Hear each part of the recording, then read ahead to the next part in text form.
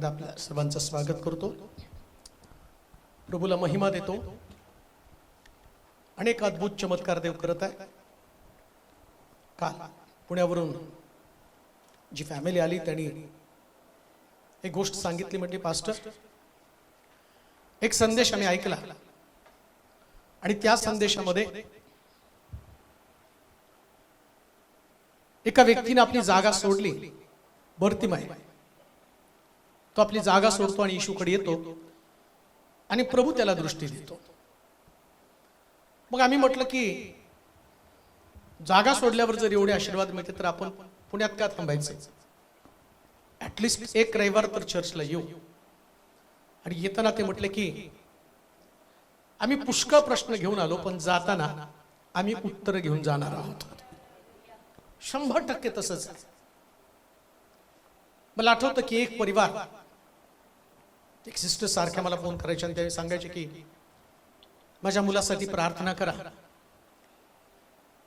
खोलीमध्ये स्वतःला बंद करून घेत आहे, पूर्वी चर्चला जायचा, प्रार्थना करायचा, परंतु आता तो डिप्रेशन मध्ये गेला, चर्च बंद केलं, प्रार्थना बंद केली, अतिशय निराश आहे। माझ्या मुलाची अवस्था बघून मला वाईट वाटतं की तरुण 19 वर्षाचा मुलगा, परंतु त्याची स्थिती पाहिल्यावरती असं वाटतं की याचं कसं होणार, तुम्ही त्याच्यासाठी प्रार्थना करा। मी म्हटलं 100% मी त्याच्यासाठी प्रार्थना करेल, पण माझी इच्छा आहे एकदा तुम्ही त्याला चर्चला घेऊन या। आणि मी खूप दिवस त्याच्यासाठी प्रार्थना करतो, जेव्हा ते सांगायचे तेव्हा त्यांच्यासाठी प्रार्थना करत होतो। परंतु कधी कधी देवाला वाटतं की यावं, आशीर्वाद घेऊन जावेत, देवाचं सानिध्य काय, देवाची समक्षता काय, किंवा मी नेमका काय त्याची जाणीव लोकांना व्हावी। आणि मग येता येता बरेच दिवस झाले आणि एकदा ते निघाले, त्यांनी सांगितलं की आम्ही चर्चला येत आहोत आणि येण्यासाठी पुष्कळ अडचण। मग उशिरा ते चर्चला पोहोचले, संदेश चालवतात तेव्हा ते आले, मग त्यांच्यासाठी प्रार्थना केली। प्रार्थना करून तो मुलगा, त्याला पाहिलं मी, मला विश्वास पण वाटला नाही, 19 वर्षाचा पोरगा आहे, कारण एकदम कसा तरी प्रौढ मॅच्युअर्ड दिसायला लागलेला होता।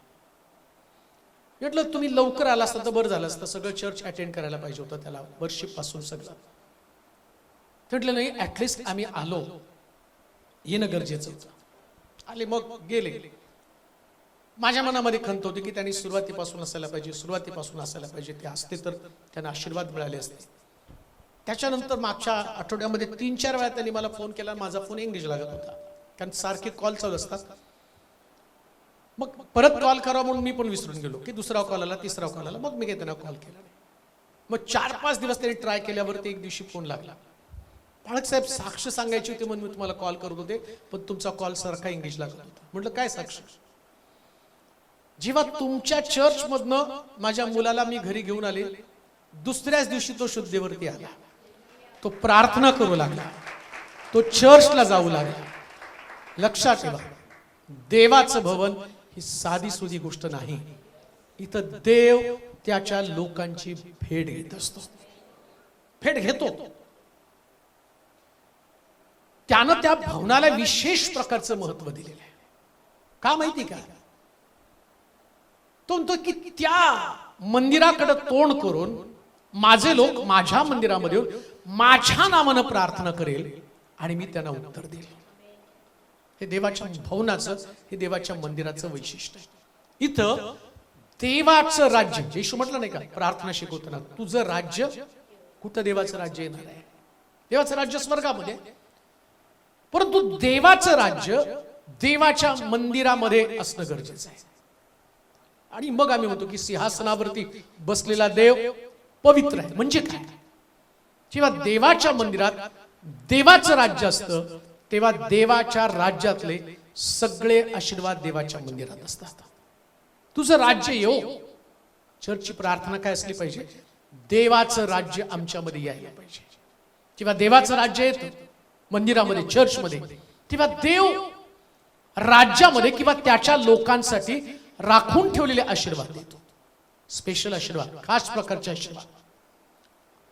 अजून एक गोष्ट तुम्हाला सांगतो, या पृथ्वी तलावरती देवानं मंडळीला किंवा चर्चला लोकांसमोर यासाठी ठेवलं की लोकांनी मंदिराकडे पाहून देवाची ओळख करून घ्यावी. लक्षात घ्या, याच्या अगोदर मोशे बरोबर चालताना देव मंडपाबरोबर होता. मंडप तोडला, तंबू कर, तंबूमध्ये त्याने ते दगडी पाट्या, साक्षीचा कोष त्याला म्हटलेले, त्यानंतर मान्ना, आणखीन त्या ठिकाणी म्हटलेले की काठी, या तीन गोष्टी, आणि त्या तीन गोष्टी त्या चालत होत्या. परंतु प्रभू त्या ठिकाणामध्ये म्हणतो की आता मला तुमच्या बरोबर चालून, मंडपाबरोबर चालून, वेगवेगळ्या ठिकाणामध्ये फिरून मला आता नको वाटायला, तर तुम्ही माझ्यासाठी एक मंदिर बांधा. आणि मग एक योजना दाविदाला त्यांनी समजावून सांगितली. शल्मोनाला ती योजना कार्यान्वित करण्यासाठी प्रभूनं प्रेरणा दिली आणि एक सुंदर भव्य मंदिर देवाने बांधलं. तो या मंदिरास माझे नाव प्राप्त व्हावे. देवाचा नियम काय की या मंदिराला माझं नाव प्राप्त व्हावं आणि या मंदिरात लोक माझ्या नावानं प्रार्थना करतील. दोन गोष्टी आहेत. या मंदिराला देवाचं नाव प्राप्त व्हावं आणि दुसरी गोष्ट, या मंदिरामध्ये लोक माझ्या नावानं प्रार्थना करतील. जेव्हा देवाचं मंदिर तयार होतं आणि देवाच्या नावानं प्रार्थना केली जाते, व्यक्तीच्या नावानं. कोणा व्यक्तीच्या नावानं? मी काही एक संदेश गेल्या आठवड्यामध्ये देवाने अनेक नवीन संदेश माझ्याकडे दिले. मला असं वाटलं की काय सारखं सारखं ते 40 दिवसाची उपास, 40 दिवसाची उपास, दरवर्षी तेच काही रडगाणं गात बसायचे. आणि काल मला एक मेसेज पण आला, जरा बुधवारचा काय राखीच्या बुधवारचा संदेश असेल तर द्या. म्हटलं हाय बघा, शोधा. तुम्ही राखीचा बुधवार सांगा, उत्तम शुक्रवार सांगा, बरं ते सगळं ऐकल्यावर तुम्ही काय काय म्हणा, पण 40 दिवसात लोक धार्मिक होते, ते उपास करते, ते प्रार्थना करते आणि देव ते पाहतो. मी म्हटलं येशू हंगाम नसताना फळ बघतो, हंगाम असताना फळ बघत नाही. 40 दिवसात येशू आला तर किती बरं होईल, लोक स्वर्गात उचलले जातील. येणारच नाही तो, काय डुप्लिकेट माल घेऊन जाईल. आता सगळे डुप्लिकेट वस्तू विकायला लागले. आता दारू नाही पिणार, दाढी वाढवणार, नख नाही कापणार, सगळा डुप्लिकेट माल. ओरिजिनल माल कधी सापडतो माहिती का? हे संपल्यावरती. तिथून खरी सुरुवात होती. मग मी त्याच्याकडे दुर्लक्षच केलं. म्हटलं जाऊ द्या, दरवर्षी तेच तेच संदेश द्यायचे नाही. पण देव मला तिकडेच घेऊन आला. बरं घेऊन आला कारण एक मीटिंग मला कोल्हापूरमध्ये या महिन्यामध्ये मीटिंग असेल, त्याच्यामध्ये येशू ख्रिस्ताचं दुःख सण. बरं ते मला टायटल का देऊ, काय देऊ काय देऊ, त्याने एक टायटल म्हटलं नको, ख्रिस्ताचं दुःख सण देऊन टाका. ऑलरेडी लोकांना टायटलवरच जास्त खेळ असतो नाही का, की काय टायटल आहे. मग आता त्यांना तुम्ही दुसरा काही संदेश दिला, अहो आता 40 दिवसात दुःख सणाचे दिवस आहे, ते सोडून दुसरं तुम्ही काय सांगता, तुम्हाला ऐकायचं तर मी पण सांगायला तयार आहे. सांगतो मी तुम्हाला, बिपली कर. खरं दुःख येशूला कोणतं झालं ते माहित होणं गरजेचं आहे. 40 दिवसातलं दुःख, जे दुःख नाही त्याला क्रिएट केलं गेलेलं आहे. लोक म्हणतात हे दुःख सणाचे दिवस आहे. मुळामध्ये हे दुःख सणाचे दिवस नाहीच आहेत. मी बऱ्याच लोकांचे संदेश, आता पेंटिकॉस्टल लोकांनी पण त्याच्यावरती कसे उपास करावेत, त्यांनी काय केलं, शेवटी जाऊ द्या ना, मागतेत लोक तर देऊन टाका. करताय उपास तर कसे करायचे, त्याने त्या उपासाला ते लोक सांगितले 40 दिवसाचे उपास कसे करावे, 40 दिवसाचे उपास कसे. लक्षात घ्या, उपासानं कोणी धार्मिक नीतिमान ठरू शकत नाही. मुळामध्ये बायबलमध्ये उपासाची पद्धत काय सांगितली, जेव्हा तू उपास करतो तो लोकांना दिसू नये, कळू नये, ही उपासाची पद्धत आहे. बरं, जे नीती नियम सुरुवातीच्या काळात देवानं लोकांना दिलेले होते, त्याचा उद्देश काय होता माहिती का? या उपवासाच्या द्वारे त्यांच्या हृदयाची, अंतःकरणाची आणि शरीराची शुद्धी व्हावी. उपासाचा हेतू होता. त्या उपासाच्या द्वारे आपल्या शरीराच्या लालसा, शरीराच्या वासना काही काळ थांबाव्यात आणि आत्मिक जीवनामध्ये त्यांनी बलवान व्हावं. बरं, आता झालं काय माहिती का? उपवास करता करता या लोकांची एक परंपरा बनून गेली. जुन्या करामध्ये तुम्ही पाहाल उपवास एक परंपरा बनली. उपवासाचा हेतू, उपवासाचा उद्देश लोक विसरून गेले. मग येशू ख्रिस्त मत्त्याच्या शुभवर्तमानामध्ये डोंगरावरती गेल्यावर जे गुपित रहस्य तुम्हाला सांगतो, तो म्हणतो की तुझा उपवास तुझ्या गुप्तदर्शी पित्याला दिसला पाहिजे. म्हणजे उपवास करताना तो कोणाला कळायला पण नाही पाहिजे. पण तरी सुद्धा मला सारखे फोन येत आहेत बरं का. परवा कोणीतरी मला कधी उपवासाचे दिवस चालले मला माहित नाही, आम्ही पाळत नाही म्हटलं. कुठवर सांगत बसायचं कधी आणि काय, आता कशाला कौतुक करत बसायचं तेवढं. बरं एवढं तर सांगा, शुक्रवारी धरू का बुधवारी धरू? अरे बाबा मी डोकं फोडू का तुमच्यासमोर? कुठून आला बुधवार, कुठून आला शुक्रवार, काय माहित नाही. ऍश वेडनेसडे म्हणजे काय? कपाळाला राख मारली, संपलं. राख लावली. राख म्हणजे पश्चाताप आहे. राखेमध्ये बसणं, पश्चाताप करणं, दुःख व्यक्त करण्याचं माध्यम आहे ते. परंतु कित्येक वेळा जे प्रभू येशू ख्रिस्तानं सांगितलं किंवा देवाच्या अंतःकरणातली गोष्ट कोणाला माहित नाही. आता इकडं प्रभूनं पाहिलं, या लोकांना शिकवून संदेश त्यांच्या द्वारे माझे वेगवेगळे सेवक पाठवले. या सेवकांना सांगितलं की बाबा तुम्ही असं करा तसं करा. यशाला शेवटी पाठवलं. यशा संदेशला म्हणतो, यशाच्या पुस्तकामध्ये नाही का, मला वाटतं पहिला अध्याय 10 वचन, पहिला अध्याय 10 वचनामध्ये जर तुम्ही बघितलं तर सदोमाच्या अधिपतींनो परमेश्वराचे वचन ऐका. परमेश्वराची वचन ऐका. गमोऱ्याच्या लोकांनो, गमोऱ्याच्या लोकांनो आमच्या देवाच्या धर्मशास्त्राकडे, आमच्या देवाच्या धर्मशास्त्राकडे कान द्या. कान द्या. परमेश्वर म्हणतो, परमेश्वर म्हणतो तुमचे बहुत यज्ञ बली, बहुत यज्ञ बली माझ्या काय कामाचे? माझ्या काय कामाचे? मेंढराचे होम, मेंढराचे होम, पुष्ट वासनाची वपा, पुष्ट वासरांची वफा यांनी माझी अतितृप्ती झाली. यांनी माझी अतितृप्त झाली आहे. बैल कोकरे, बैल कोकरे व बोकड, बोकड यांच्या रक्तानं मला संतोष होत नाही. मला संतोष होत नाही. तुम्ही माझे दर्शन घेण्यास, माझे दर्शन घेण्यास येताना माझी अंगणे तुडविता, माझी अंगण तुडवता. हे तुम्हाला सांगितले कोणी सांगितलं? निरर्थक अर्पणे, निरर्थक अर्पण आणखी आणू नका. धुपाचा मला वीट आहे, धुपाचा मला वीट आहे. चंद्रदर्शन, शब्बात व मेळे भरवणे मला खपत नाही. आता तुम्ही इथं बघाल, शब्दात पण देवानं दिला, अर्पण देवानं दिलं, होम देवानं दिला, यज्ञ देवानं दिला, चंद्रदर्शन, सगळ्या गोष्टी प्रभूनं दिल्या. आता यशाला तो म्हणतो की बाबा मला याचा वीट आला, देव देतो. आणि तो म्हणतो का माहिती का, नेमकं यामध्ये देवाला अपेक्षित असणाऱ्या गोष्टी कोणत्या लोक विसरून गेले. त्यांनी परंपरा आणल्या. आणि जिथं परंपरा येतात, जिथं रूढी येतात, तिथं देव सगळ्या गोष्टी नापसंत करून टाकतो. परंपरा नाही देवाला आवडत.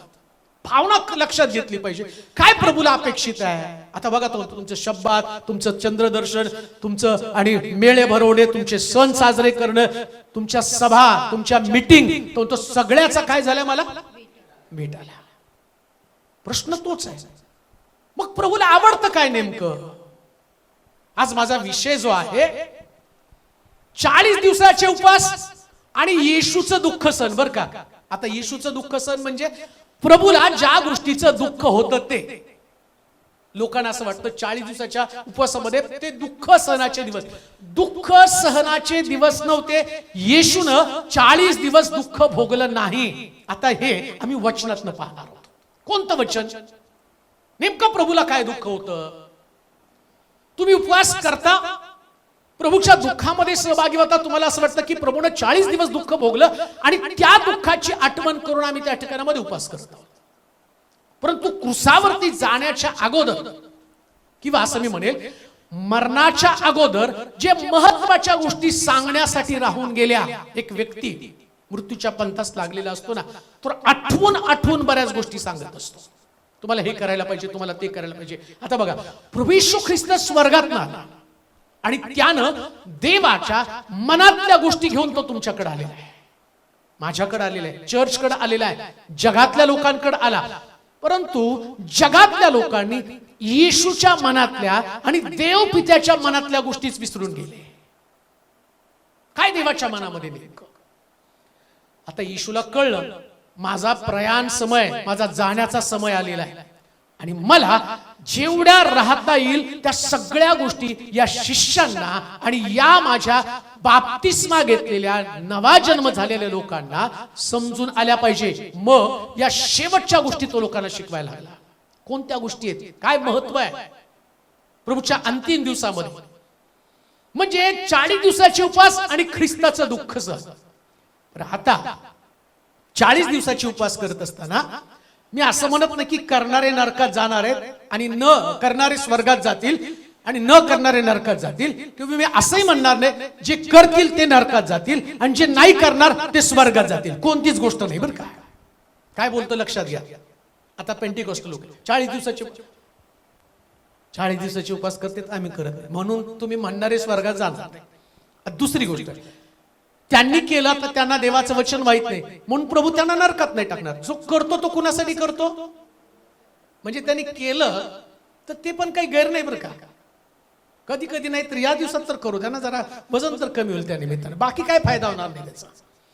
उपवासाचा व्यक्तिगत तुम्हाला काही फायदा होत नाही जर माहित नसलं तर.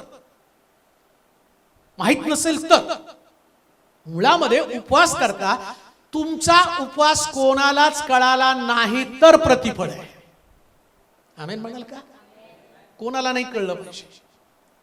उपवास केलाय तोंड सुद्धा वेडवाकडं करायचं नाही आणि कोणाच्या घरी जायचंच नाही उपवासाच्या दिवशी. उगा जायचं आणि त्यांनी म्हटलं जेव्हा की नाही माझा उपवास आहे, झालं पचका तुमचं संपलं. उपाशी राहिला फक्त, बाकी प्रतिफळ तुम्हाला मिळालं नाही. जायचंच नाही कोणाच्या घरामध्ये. तेव्हा जवळ बसायचं, मागायचं. काय मागायचं. उपवास म्हणजे हृदयाची शुद्धी आहे.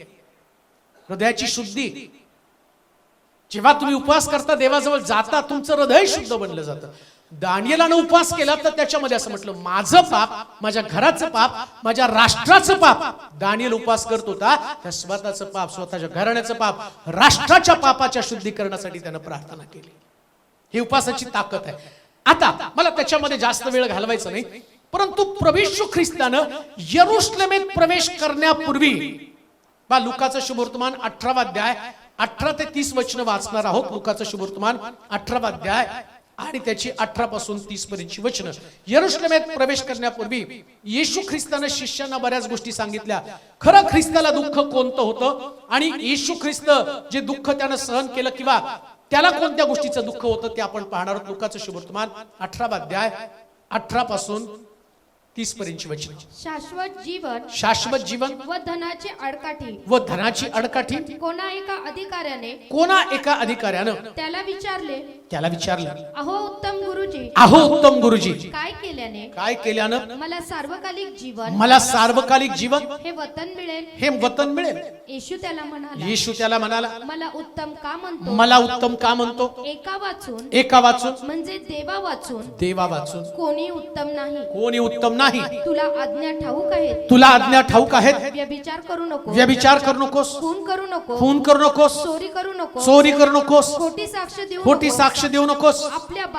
आपल्या बापाचा व आईचा सन्मान कर. तो म्हणाला मी आपल्या तरुणपणापासून या सर्व पाळीत आलो आहे. हे ऐकून येशूने त्याला म्हटलं अद्यापि तुझ्यात एक गोष्ट उणी आहे. तुझे असे नसेल ते विकून गोरगरिबाला वाटून टाक. म्हणजे तुला स्वर्गात संपत्ती मिळेल. आणि चल माझ्या मागे ये. पण हे ऐकून तो अतिशय खिन्न झाला. कारण तो फार श्रीमंत होता. तेव्हा त्याच्याकडे पाहून येशू म्हणाला ज्यांच्या जवळ धन आहे त्यांचा देवाच्या राज्यात प्रवेश होणं किती बरं कठीण आहे.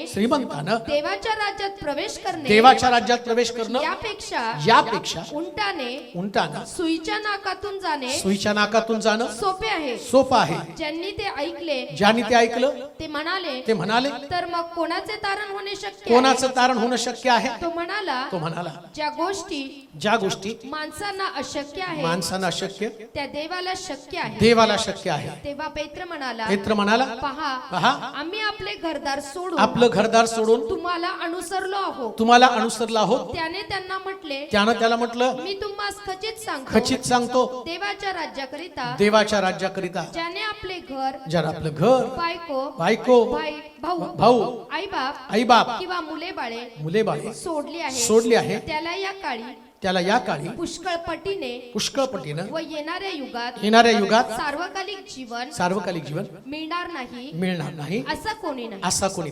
आता तुम्ही म्हणाल याचा काय संबंध आहे? 40 दिवसामध्ये लोक ज्या गोष्टीचा विचार करत आहे आणि प्रभू येशू ख्रिस्त या पृथ्वी तलावरती त्याच्या येण्याचा उद्देश समजावून सांगत आहे. यशाच्या पुस्तकामध्ये आम्ही वाचलं, जी कर्मकांड, ज्या गोष्टी लोक वर्षानुवर्ष करत आल्या होत्या, परंतु यशा संदेश त्याला देवानं प्रगट केलं, अरे याचा मला वीट आलेला आहे. ही ट्रेडिशन, ही परंपरा, तुम्ही यज्ञ करता, तुम्ही शब्दात पाळता, चंद्रदर्शन घेता, धूप मला सादर करता, तो या सगळ्यांची आता मला एकदम घृणा, तिरस्कार, दुसऱ्या भाषेमध्ये तो म्हणतो या गोष्टीची आता मला ओकारी यायला लागली, कंटाळा आला या गोष्टी बघून. आता प्रभू येशू ख्रिस्त 19व्या अध्यायामध्ये, जर तुम्ही 19व्या अध्यायात गेला तर तुम्हाला तिथं कळेल की त्यानं गाढवीच्या शिंगरावरती बसून यरुशलेमेत प्रवेश केला. म्हणजे 18 अध्याय प्रभू येशू ख्रिस्ताचं, तो आता मरणार किंवा धरून दिला जाणार आहे आणि मग तो मरणार आहे हे सगळं त्याला माहिती आहे. आणि सगळं माहित असताना मनातल्या गोष्टी तो सांगत आहे. कोणाला? अधिकारी एक येशूकडे आला आणि अधिकाऱ्यानं विचारलेला प्रश्न अतिशय चांगला होता. आणि तो प्रश्न की त्याला सार्वकालिक जीवन म्हणजे स्वर्ग मिळाला पाहिजे. मी तुम्हाला तीच गोष्ट सांगत आहे, जी उपवास आम्ही करतो, जी धार्मिकता आम्ही साठवतो, ही धार्मिकता आम्हाला खरंच स्वर्ग राज्य मिळवून देणार आहे का? आणि येशूच्या मनामध्ये उपवास करण्यापेक्षा स्वर्ग राज्य मिळवणं प्रत्येक व्यक्तीसाठी महत्वाचं आहे. आणि ती गोष्ट करताना काही गोष्टी त्यानं त्या तरुणाच्या माध्यमातून, या अधिकाऱ्याच्या माध्यमातून मला समजावून सांगितलेल्या आहे, जे आम्ही आत्मिक जीवन जगताना आमच्यामध्ये काहीतरी उणपण आहे. बघा, तुम्ही हे सगळं करत असताना बघा, 12 शिष्य येशूचे बरं का, त्या काळात ते 12च्या 12 जगत होते. आता या शिष्यांनी ऐकलं, येशू म्हटला, मी देवाचं राज्य स्थापित करण्यासाठी आलो, माझ्या मागे या, मी तुम्हाला माणसं धरणारा करेल, मासे धरणारं, आणि तुम्ही आता काम का सोडा. हे सगळे निघाले. आता येशूचा शेवटचा उपदेश ऐकला बरं का, हा शेवटचा उपदेश आहे त्याचा. आता शेवटचा उपदेश ऐकल्यावर पेत्रला मोठा प्रश्न पडला. पेत्र पेचत पडला. काय म्हटला पेत्र? घरदार? काय पेत्र म्हटलं? पहा, घरदार सोडून तुम्हाला अनुसरलो. काय असं म्हटलं होतं? तो म्हटलं, उंटाला सुईच्या नाकात प्रवेश करता येईल, पण श्रीमंताचा प्रवेश. तो म्हटलं, मग हे कसलं कठीण आहे? पेत्राला वाटलं उगाच 3.5 वर्ष वाया घालवली. घरदार सोडलं, सगळं सोडलं, आता शेवटी मरताना सांगतो स्वर्गामध्ये जाणं एवढं कठीण आहे. मग तो म्हटलं, हे सगळं तुझ्यासाठी सोडलं. उत्तर फार सुंदर दिलं त्याने येशू, माझ्यासाठी तुम्ही सगळं सोडलं, तुम्हाला सगळं दुप्पट मिळेल बरं का. काय दुप्पट मिळेल? संपत्ती, बायको नाही बरं का दुप्पट. तो सगळं सोडलं तर काय मिळेल तुला? पुष्कळपटीनं परत मिळेल. संपत्ती सोडली तुला जास्त मिळेल. असं नाही म्हटलं तो तुम्हाला स्वर्ग राज्य मिळेल बरं का. स्वर्ग, जे प्रभूच्या मार्गामध्ये चालताना तुम्ही सगळं सोडलं, देव तुम्हाला सोडल्याबद्दल दुप्पट देणार आहे. पण स्वर्ग राज्य मिळण्यासाठी जी गोष्ट तुम्हाला करायला पाहिजे ती गोष्ट तो तुम्हाला समजावून सांगतो. काय गोष्ट समजावून सांगत आहे? काय बेसिक प्रिन्सिपल देवानं त्यात सांगितलेले आहे. आणि या बेसिक प्रिन्सिपल कडे लोकांचं लक्ष. काय म्हटलं? वाचा बरं आता ते 18 अध्याय 18 आणि 19 वचन वाचा. कोण्या एका अधिकाऱ्यानं त्याला विचारलं, अहो उत्तम गुरुजी, काय केल्यानं मला सार्वकालिक जीवन हे वतन मिळेल? येशू त्याला म्हणाला. आता बघा काय संभाषण आहे. असंच वाचायचं नसतं कुठलंच वचन. असं जर तुम्ही वाचलं तर तुमचं कधीच तारण तुमच्या लक्षात येणार नाही. प्रभूच्या मनातली गोष्ट, प्रभू काय अपेक्षित करत आहे. बरोबर, येशू ख्रिस्त आता त्याला एक साधारण संभाषण म्हणून त्याच्याकडे तुम्ही बघा, काय त्याने चुकीचं बोललं. येशूकडे आला आणि त्याला म्हटलं, उत्तम गुरुजी. आता उत्तम गुरुजी म्हटल्यानंतर प्रभू येशू ख्रिस्त खरंच उत्तम होता, त्याच्यामध्ये कुठल्या कमतरता नव्हत्या. आणि प्रभू येशू ख्रिस्ताला तो मनुष्य म्हणतोय, तो अधिकारी म्हणत आहे, तुम्ही उत्तम गुरुजी आहात.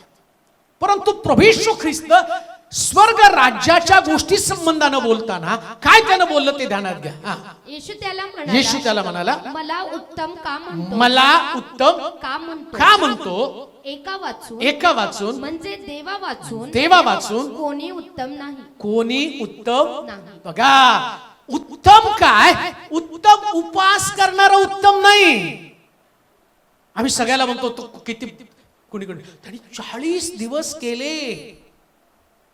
मग काय म्हणतात, नाही आपल्याला एवढं होत नाही बरं का, आम्ही बुधवार किंवा शुक्रवार करतो.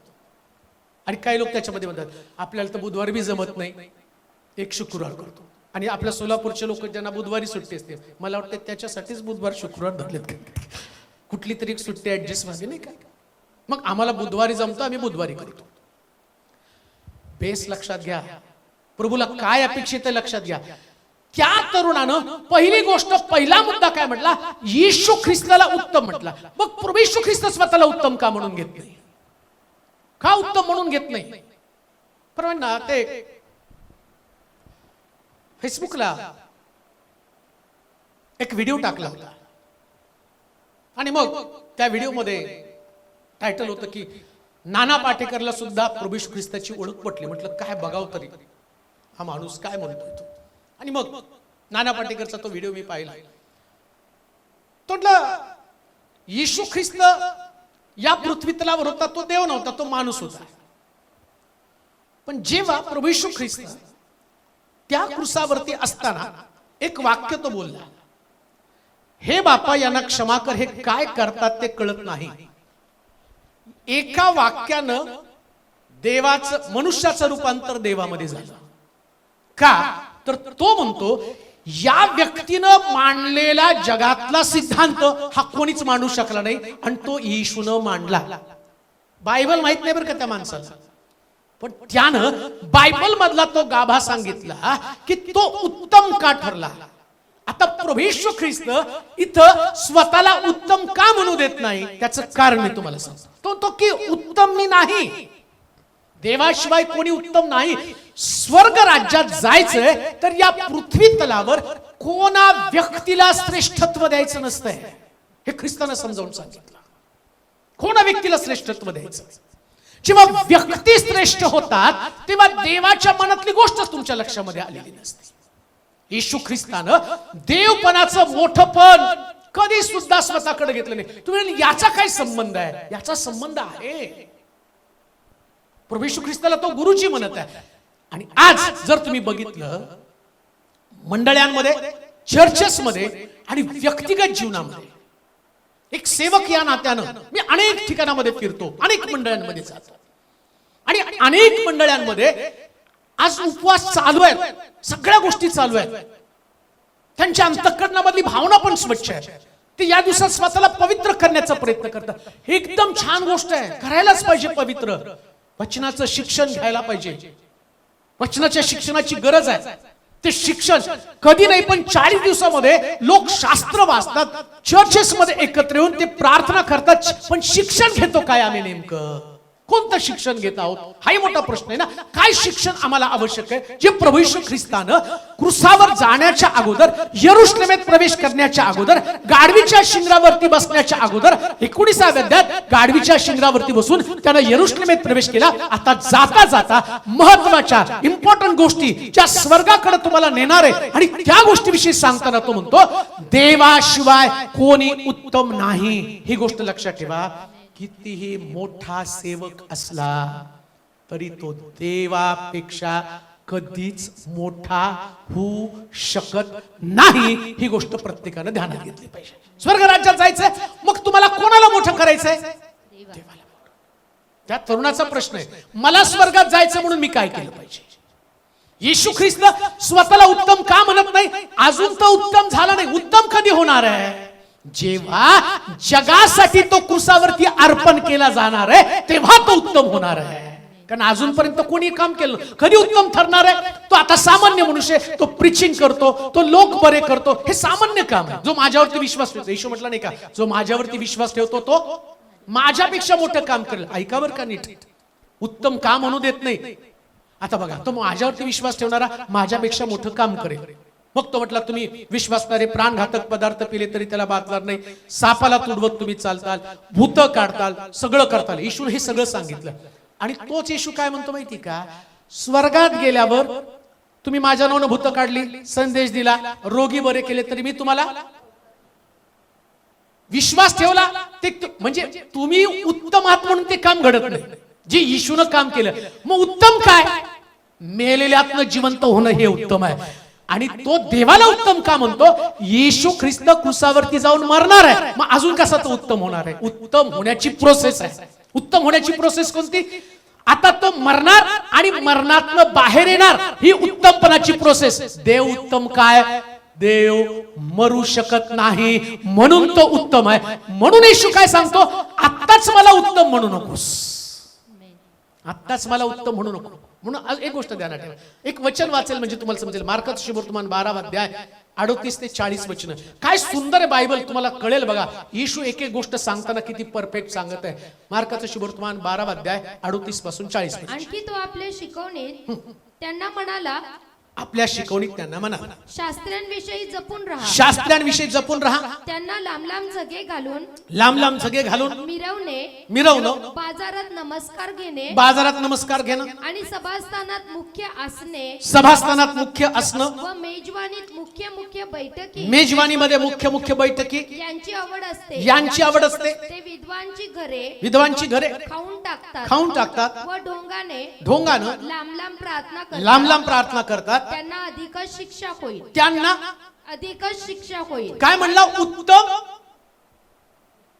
काय वचन 18-19 काय वचन वाचलं आपण लुकाचं शुभवर्तमान. मला अहो उत्तम गुरुजी, काय शब्द आहे त्याचा, उत्तम गुरुजी. आता गुरु म्हणून त्याच्याकडे तो त्याला म्हणते उत्तम गुरुजी. त्याला माहितीये या पृथ्वी तलावर हेच घडणार आहे. नीट ऐका, जेव्हा तुम्ही येशूच्या डोक्यातली कल्पना त्याला 2025च्या आसपास, मी आत्ताच्या लेवलचा विचार करते, बाकीचं सोडून द्या, आत्ताच्या घडामोडीचा विचार करते.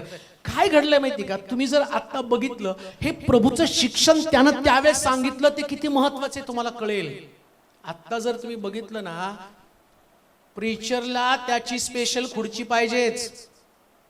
त्याची खुर्ची पण इतकी भारी असते ना, राजाची खुर्ची त्याच्या खुर्चीकडे कधी कधी मी टाइमपास म्हणून बघतो, अरे बाप रे. आणि प्रभूनं काय सांगितलं ते, आता प्रभू येशू ख्रिस्त स्वतःला उत्तम का म्हणू देत नाही, त्याला माहितीये मी जे बोलतो ना ते अनुभवानं बोलतो. लोक इतके वेडे आहेत ना, देवाकडे त्यांचं लक्ष लागलं नाही. काल एका आंटीने मला फोन केला आणि फोन करता करता इतका राग आला मला, पण त्यांच्या भाषेवरून ते कळलं की ते बिचारे अशिक्षित अडाणी आहेत. तुम्ही प्रार्थना केली ना 100% आम्हाला उत्तर मिळणार, कारण तुम्ही देव आहात. मग का प्रभू म्हणणार नाही मला उत्तम म्हणू नकोस. कोणाला देवाचा दर्जा दिला जाऊ शकतो. तुमच्या म्हणण्यावरून एखाद्या व्यक्तीला देव तयार करणं, येशू ख्रिस्त स्वतःला त्या देवाचा दर्जा देऊ शकत नाही. तो म्हणतो की उत्तम देव आहे, उत्तम देव आहे. आता इथं तो म्हणतो परुषी आणि शास्त्री काय म्हणतो याच्याविषयी, आणखी तो आपल्या शिकवणीत त्यांना म्हणाला, शास्त्रांविषयी जपून राहा. कुणाविषयी जपून राहा, शास्त्री म्हणजे शिकवणारे लोक, जे वचन शिकवतात त्यांच्यापासून तुम्हाला सावध राहायचंय. का सावध राहायचंय, काय होतात त्यांचं शिक्षण आहे, त्यांना लांब लांब जगे घालून मिरवणं, बाजारात नमस्कार घेणं, आणि सभास्थानामध्ये मुख्य आसने. पहा, या दिवसामध्ये जे प्रभूचं शिक्षण, स्वर्ग राज्यामध्ये जाण्यासाठी पहिल्यांदा तुम्हाला स्वतःला घटवणं फार गरजेचं आहे. नम्र झाल्याशिवाय कोणी स्वर्गाच्या राज्यामध्ये प्रवेश करू शकत नाही. जेव्हा तुम्ही घटले जातात तेव्हा देव उंच केला जातो. देवाला उंच करण्याचं माध्यम कोणतं, येशू ख्रिस्ताला तो म्हणतो उत्तम गुरुजी. तो म्हणतो मला उत्तम म्हणू नकोस. तुमच्या डोक्यामध्ये कोणताच हिरो असता कामा नये. आमचा खरा हिरो फक्त प्रभू येशू ख्रिस्तच आहे. त्याच्याशिवाय कोणी नाही. कोणी त्याच्याशिवाय इम्पॉर्टंट असू शकत नाही. कोणी त्याच्याशिवाय महत्वाचं असू शकत नाही. मला आठवतं की एक फार मोठी सभा आपण मागच्या दिवसामध्ये भरवली होती. आणि मग आता तुमच्या लक्षात मग ते मोठे प्रीचर आपल्याकडे आले, मोठी प्रीचिंग आपण केली.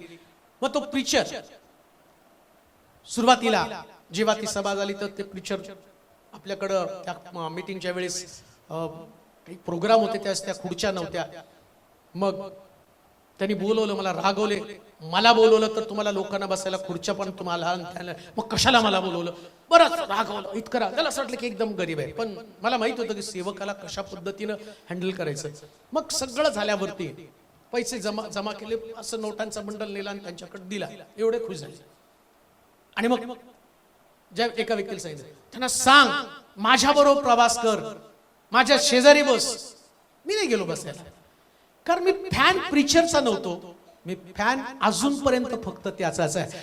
कोणा व्यक्तीला मी कधी महत्वाचं स्थान दिलं नाही. मला माहितीये सर्वोच्च जागेवरती फक्त माझा देवच असणार आहे.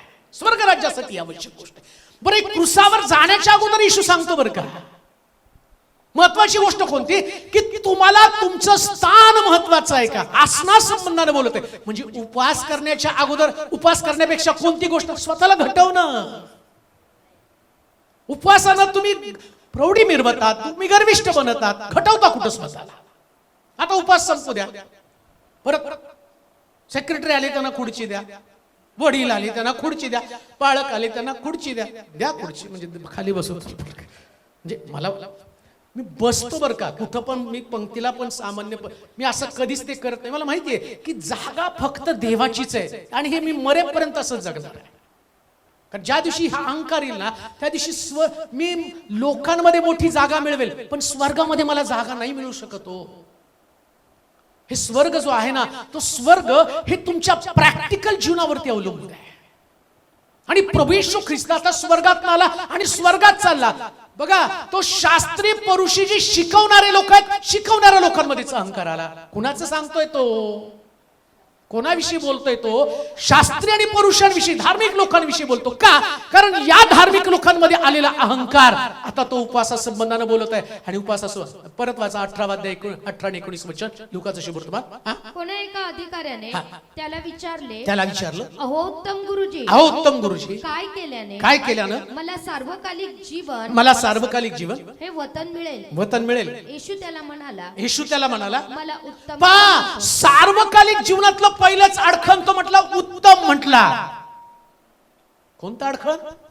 उत्तम का म्हटला? म्हणून लक्षात ठेवा, कोणाला सुद्धा कौतुक करताना देवापेक्षा मोठं होऊन कौतुक करूच नका. आम्ही कधी पैसे द्यायचे असले, बरं झालं देवासारखी तुमची वाट बघतो, स्वर्ग गेला हो, देवासारखी वाट बघत होतो. तुमच्या रूपानं देवच धावत आला, तुमच्या रूपानं हेच धावत आला. देव आहे आणि तुम्ही मानव आहात, हे कायम लक्षात ठेवा. म्हणून जेव्हा तुम्ही देवाचा विचार करता, देवाचा दर्जा कोणा व्यक्तीला कधीच देऊ नका. देव उत्तम आहे. येशूने स्वतःला पण उत्तम म्हणून घेतलं नाही. म्हणून स्वतःकडे पाहताना पौलाची जी भावना आहे, तो म्हणतो जगातला सगळ्यात मोठा पापी कोण? तुम्ही स्वर्गात पोहोचणार कसा? तुम्ही तुमच्याकडे पाहताना सगळ्यात मोठ्या पाप्याचा दर्जा स्वतःला द्या. सगळ्यात मोठा पापी, जगामधलं सगळ्यात मोठं पापाचं केंद्र माझ्यामध्ये. शास्त्री आणि पुरुषांमध्ये काय झालं? त्यांनी काय इथं, आता त्यांची जी भावना आहे, वास्तविक पाहता ते शुद्ध जीवन जगत होते. बघ, शास्त्री पुरुषी शुद्ध, लांब झगे घालणं हा देवाचा दिलेला नियम आहे. लांब झगे घालायला पाहिजे. कशाला लांब झगा घालायचा? देवाचा नियम आहे. काय? अंग नाही दिसलं पाहिजे, नियम होता देवाचा. मंदिरात गेल्यावरती तुमचे याजकाचे नख सुद्धा नाही दिसले पाहिजे, इतकं लांब झगे ते घालतोय. आता लांब झगे घालून, आता सगळंच तुम्हाला सांगत बसलो तर पण सांगणं पण तेवढं गरजेचं आहे. तो म्हटलं झगा घाला, मग एफोद घाला, गुडघ्यापर्यंत येईल. मग त्याच्यावरती 3 झगे आहेत, अंगरखा, झगा, अंगरखा गुडघ्यापर्यंत आणि एफोद कमरेपर्यंत. आणि एफोदावरती 12 खडे, इथं 12 खडे असले पाहिजे. मग डोक्यावरती मांदिल म्हणजे एक टोपी होती आणि डोक्याला त्याच्यावरती एक पट्टी असायची. सगळ्याला स्पिरिच्युअल मिनिंग आहे, सगळ्याला अर्थ आहे. लांब झगा म्हणजे तुमच्या संपूर्ण शरीराचं रक्षण करणं, बरं का. पूर्ण झगा म्हणजे अख्खं शरीर रक्षण करणं, म्हणजे तुमचा प्रत्येक अवयव, या अवयवाला पाप वासनेपासून दूर ठेवणं, हा त्याच्यातला हेतू आहे. आता शास्त्री आणि पुरुषांमध्ये ती सगळी गोष्ट त्यांच्यामध्ये राहिली, त्यांनी ते करत होते. पण आता काय झालं माहिती का, देवानं दिलेला नियम लोक विसरून गेले लोक आणि नुसते जगे घालायला लागले. मग त्याच्यामध्ये म्हटलं गुडघ्यापर्यंत असणारा तो अंगरखा, तुमच्या अंगाचं रक्षण करणारा जागा आणि अंगरखा गुडघ्यापर्यंत आला. तर गुडघ्यापर्यंत आल्यानंतर या ठिकाणामध्ये तुमच्या छातीपासून अगदी मानेपासून गुडघ्यापर्यंत हा जो असणारा तुमचा जागा, तो तुम्हाला धार्मिकतेची वरची पातळी, म्हणजे तुम्ही नुसतं पायापर्यंत तुम्हाला झाकलं, पण तो गुडघ्याची आठवण करून देतो तुम्हाला की तुम्ही वेगळे लोक आहात, की जो झगा घातल्यानंतर तो झगा एक वेगळेपणाचं वैशिष्ट्य दाखवतो तुमच्या गुडघ्याचं, आणि तुमच्या गुडघ्यावरती फोकस करतो, तुमचे गुडघे दाखवतो आणि त्या गुडघ्यांवरती तो दाखवतो की तुम्ही निवडलेले लोक आहात, तुम्ही याजक आहात, तुम्हाला देवाची सेवा करायची. आणि ती सेवा करत असताना परमेश्वरासमोर गुडघे टेकावे लागणार आहे, परमेश्वरासमोर स्वतःला नम्र करावं लागणार आहे. गुडघे टेकणं म्हणजे नम्रता. आता याजक लोकांनी ते असणारे झगे घातले, पण त्यांच्यातली नम्रता गेली, आणि म्हणून तो काय म्हणतो, त्यांच्यासारखे लांब झगे त्यांनी घालून सभास्थानामध्ये आणि चौकामध्ये लोकांकडनं सलाम करून घेतात, मोठी मोठी आसनं ते मांडतात. म्हणजे देवाला लोकांनी महिमा देऊ अथवा न देऊ, पण त्यांनी आम्हाला महिमा दिली पाहिजे, हा जो उद्देश आहे. येशू ख्रिस्त क्रूसावर जाण्याच्या अगोदर म्हणतो, बाबानो, तुम्हाला लोकांनी चांगलं म्हणो अथवा न म्हणो याच्या पाठीस लागू नका, पण लोकांनी देवाला उंच करावं याच्या पाठीस तुम्ही लागा. हे शिक्षण तो देते मरण्याच्या अगोदर. शास्त्री आणि पुरुषी यांच्यासारखं तुमच्याकडे असू नये त्या ठिकाणामध्ये म्हणे. आता ते झालं. आता उरपट, हा कमरेपर्यंत एक जागा असतो, त्याला उरपट म्हटलेला आहे. 3 जागा, गुडघ्यापर्यंत, कमरेपर्यंत, आणि याच्यावरती एक पट्टी असते. हा कमरेपर्यंतचा जागा, याचा अर्थ काय? सर्व रक्षणीय वस्तूपेक्षा आपल्या हृदयाचं विशेष रक्षण कर. मग तुम्हाला ते 12 कडे जर प्रभूनं कधी ते शिकवलं ना, हे 3 झग्याचे अर्थ, बायबल स्टडी जर आपला चालू झाला तर त्या 3 झग्याचे अर्थ, त्या 12 खड्याचे अर्थ तुम्हाला अशा पद्धतीने समजावून सांगल, तुमच्या पायाखालची जमीन सरकेल. इतकं गहन रहस्य त्याच्यामध्ये की त्याच्यात तुम्हाला कळेल, अरे प्रत्येक खडा तुम्हाला चॅलेंज करतो, आव्हान करतो, आणि त्या खड्यात तुम्हाला कळतं की तुमचा स्वभाव कसा आहे, की त्या खड्यामध्ये तुम्हाला ते निवडलेले 12 वंश, 12 प्रेषित हे कशा पद्धतीने तुम्हाला शिक्षण देतात, हे सगळं त्याच्यामध्ये लपलेलं. मला त्याच्यामध्ये जायचं नाही, परंतु त्याच्यातला भाव लक्षात घ्या, काय प्रभूला शिकवायचं होतं. आता लोकांनी काय केलं, याजकानं हे 3 जगे घातले आणि ते मिरवायला लागले, आणि त्यांचा हेतू काय, त्या ठिकाणामध्ये तो म्हटला लोकांकडनं नुसतं सलाम घेणं. वाचा बरं वचन, काय म्हटलं, लोकांकडनं आणि लांब लांब जगे घालून, लांब लांब जगे घालून मिरवणं, बाजारात नमस्कार घेणं, आणि सभास्थानामध्ये मुख्य आसनं व मेजवानी मुख्य बैठकी याची आवड असते. ते विद्वांची घरे, बघा आता कोण करताय ते, काय करायला, विद्वांची घरे खाऊन टाकतात व ढोंगाने लांब लांब प्रार्थना करतात. बघा, म्हणजे ज्या उद्देशाने याजकाला नेमलं, झगे दिले, ते उद्देशच गेले. का म्हटलं प्रभू मला थोर म्हणू नका, त्याला माहितीये एक मानव म्हणून पृथ्वी तलावरती असताना शिकवणारा कधी थोर नसतो. पुन्हा मी तुम्हाला सांगतो, थोर ज्यानं हे दिलं तो थोर आहे बरं का. जो हे शिकवतो थोर नाही. हेच नसतं तर सांगणारा तरी कसा असता हो. येशू ख्रिस्तानं ते सांगितलं, तुम्ही फक्त देवाला थोर माना. म्हणजे पहिलं अडखण कोणतं, देवाला थोर करणं.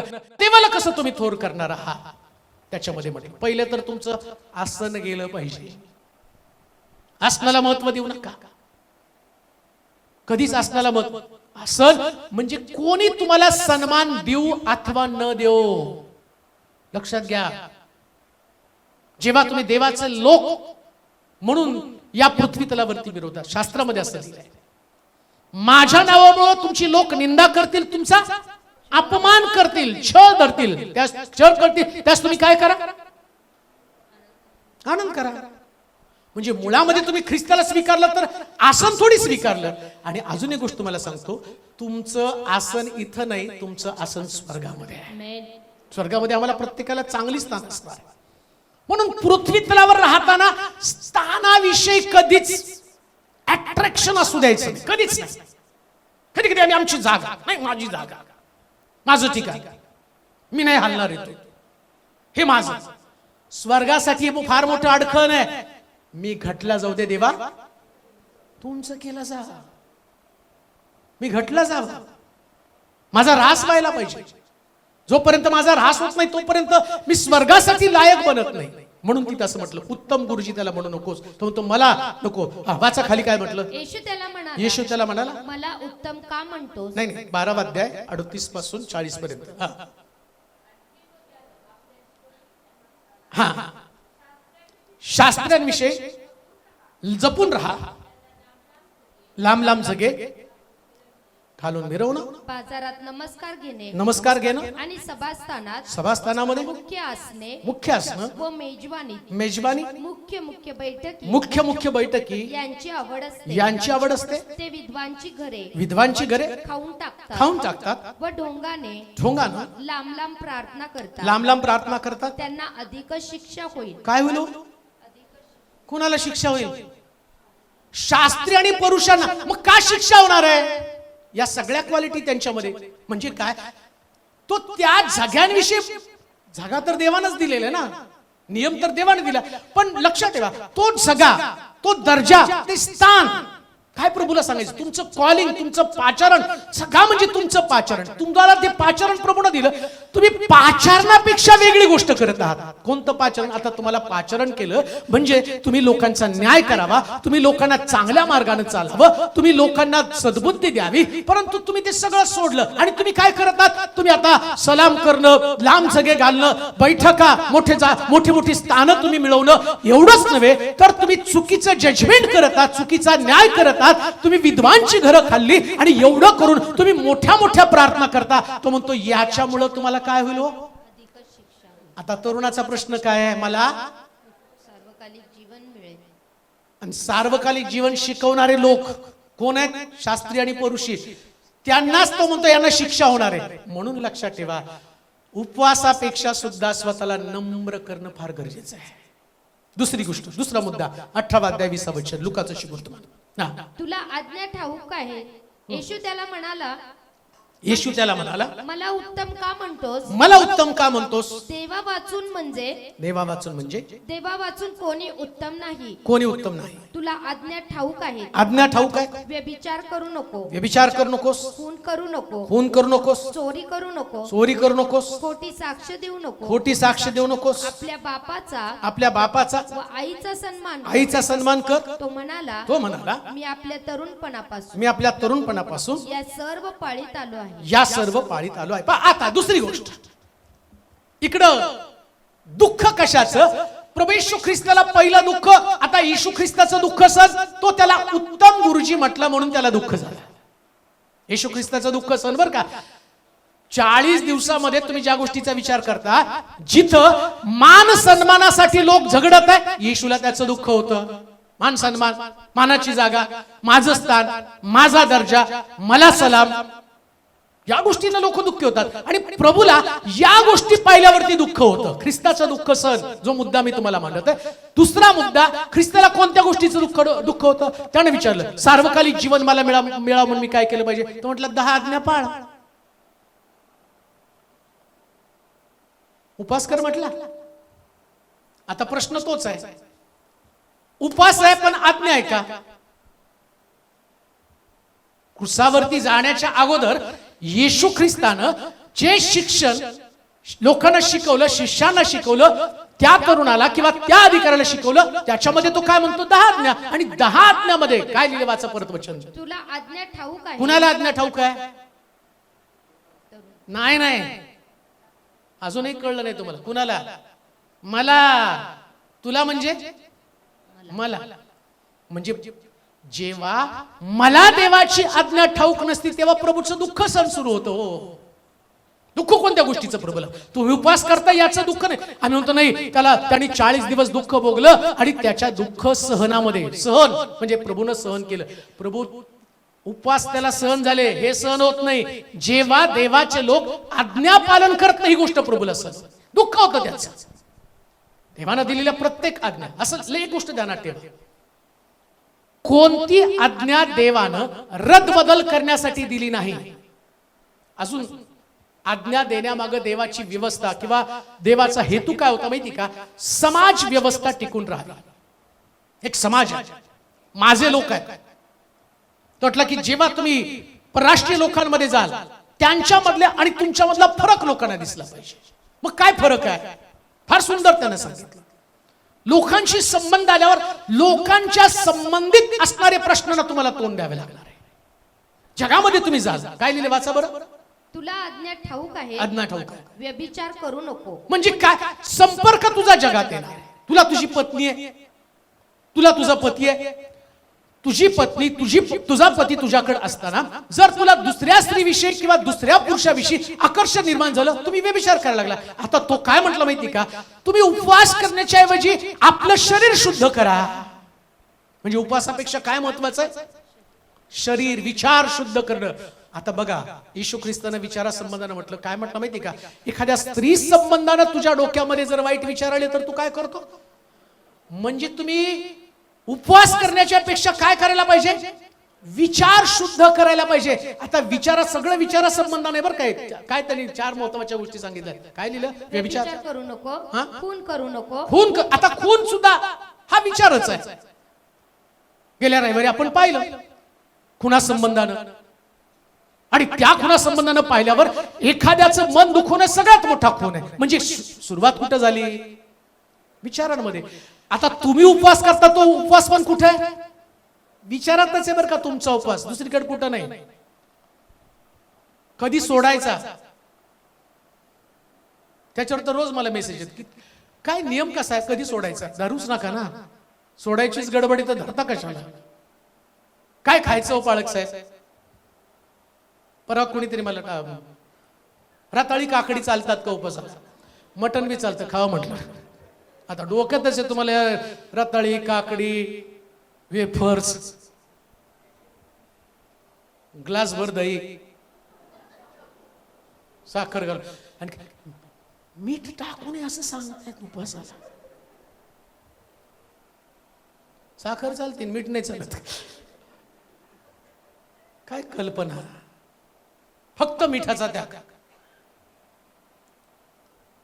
आणि चुकून मीठ टाकलं, उपवास गेला माझा विनाकारण. याच्यानं तुमचा उपवास मुळामध्ये सगळ्या गोष्टी शुद्धीकरणाच्या गोष्टी आहेत.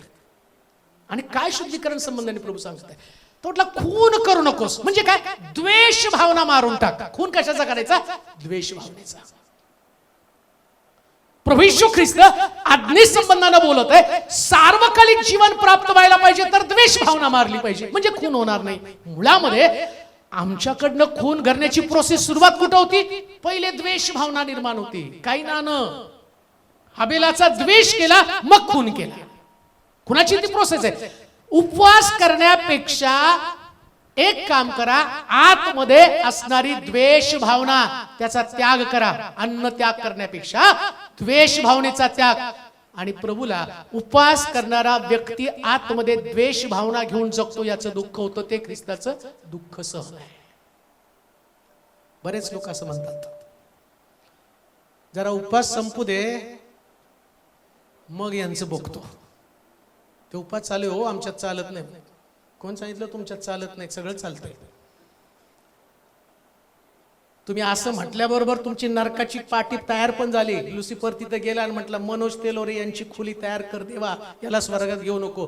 माझ्या नावाची लेबल लावलेली खोली पण नरकात तयार झाली. उपवास करण्यापेक्षा ख्रिस्ताला कोणत्या गोष्टीचं दुःख होतं ते जर समजावून घ्या. आणि त्यानं काय सांगितलं माहिती का? खून करू नकोस. मर्डर करणं नाही म्हटलं. जे आम्ही पाहिलं योहानाच्या पत्रामध्ये असं म्हटलं, कोणी आपल्या भावाचा द्वेष करतो तो खून करण्यासारखा आहे. मागच्या आठवड्यामध्ये आम्ही पाहिलं, एखाद्याच्या अंतःकरणामध्ये द्वेष भावना निर्माण म्हणून खून करणं. पुढे काय म्हटलं? चोरी करू नको, चोरी करू नकोस, खोटी साक्ष देऊ नको, खोटी साक्ष देऊ नकोस, आपल्या बापाचा व आईचा, आपल्या बापाचा व आईचा खोटी साक्ष पण द्यायची नाही. कुणाचं खरं खोटं? मी तर म्हणतो की देवाच्या लोकांनी हे करण्यापेक्षा सरळ प्रार्थना करणं चांगलं आहे. कशाला खरं खोटं, याची साक्ष त्याची साक्ष त्याची साक्ष, याच्याविषयी बोललं त्याचे. उपवास करणं याच्यापेक्षा पहिल्यांदा तर आपल्या तोंडावरती नियंत्रण आणणं गरजेचं आहे. खोट्या साक्षी देऊ नये. माहित नाही त्या गोष्टीविषयीच बोलू सुद्धा नाही आम्ही. कधी कधी ऐकीव गोष्टीचं प्रस्ताव आम्ही वाढवतो आणि कितीतरी लबाड गोष्टी जगामध्ये पसरत राहतो. आता तो म्हणतो उपवास करण्यापेक्षा काय केलं पाहिजे नेमकं. त्यांनी 10 आज्ञा पुन्हा एकदा त्या ठिकाणामध्ये सांगितल्या. 10 आज्ञा त्या शिष्याला तो शिकवत आहे. म्हणून लक्षात ठेवा, जेव्हा एखादी गोष्ट तुम्हाला माहित नसताना त्याच्याविषयी तुम्ही वाढीव चाढीव एकदम मनातील त्या कहाण्या रंगवून सांगतात, ही पण गोष्ट घातक आहे. ही पण गोष्ट घातक आहे. आणि अजून एक मी तुम्हाला सांगतो, प्रभूला या गोष्टीचं दुःख होतंय. हे दुःख सहन आहे. मरणाच्या अगोदर प्रभूनं बोललेली ती गोष्ट आहे. 10 आज्ञा. आता मार्काचं शुभवर्तमान 12 अध्याय 28 ते 33 वचन वाचा, म्हणजे तुम्हाला समजेल. मार्काचं शुभवर्तमान 12 अध्याय 28 ते 33 वचन. तेव्हा शास्त्रांपैकी एक जण त्याचा वाद ऐकून आणि त्याने त्यांना समर्पक उत्तर दिले. त्याने त्याला समर्पक उत्तर दिलं. हे पाहून पुढे आला आणि त्याने त्याला विचारलं, सर्वात पहिली आज्ञा कोणती? सर्वात पहिली आज्ञा कोणती? येशूने उत्तर दिलं, पहिली ही की हे इस्रायला ऐक, आपला देव परमेश्वर हा अनन्य परमेश्वर आहे आणि तू आपला देव परमेश्वर याच्यावर संपूर्ण मनाने, संपूर्ण जीवाने, संपूर्ण बुद्धीने व संपूर्ण शक्तीने प्रीती कर. दुसरी ही की जशी स्वतःवर तशी आपल्या शेजाऱ्यावर प्रीती कर. यापेक्षा मोठी अशी दुसरी कोणतीच आज्ञा नाही.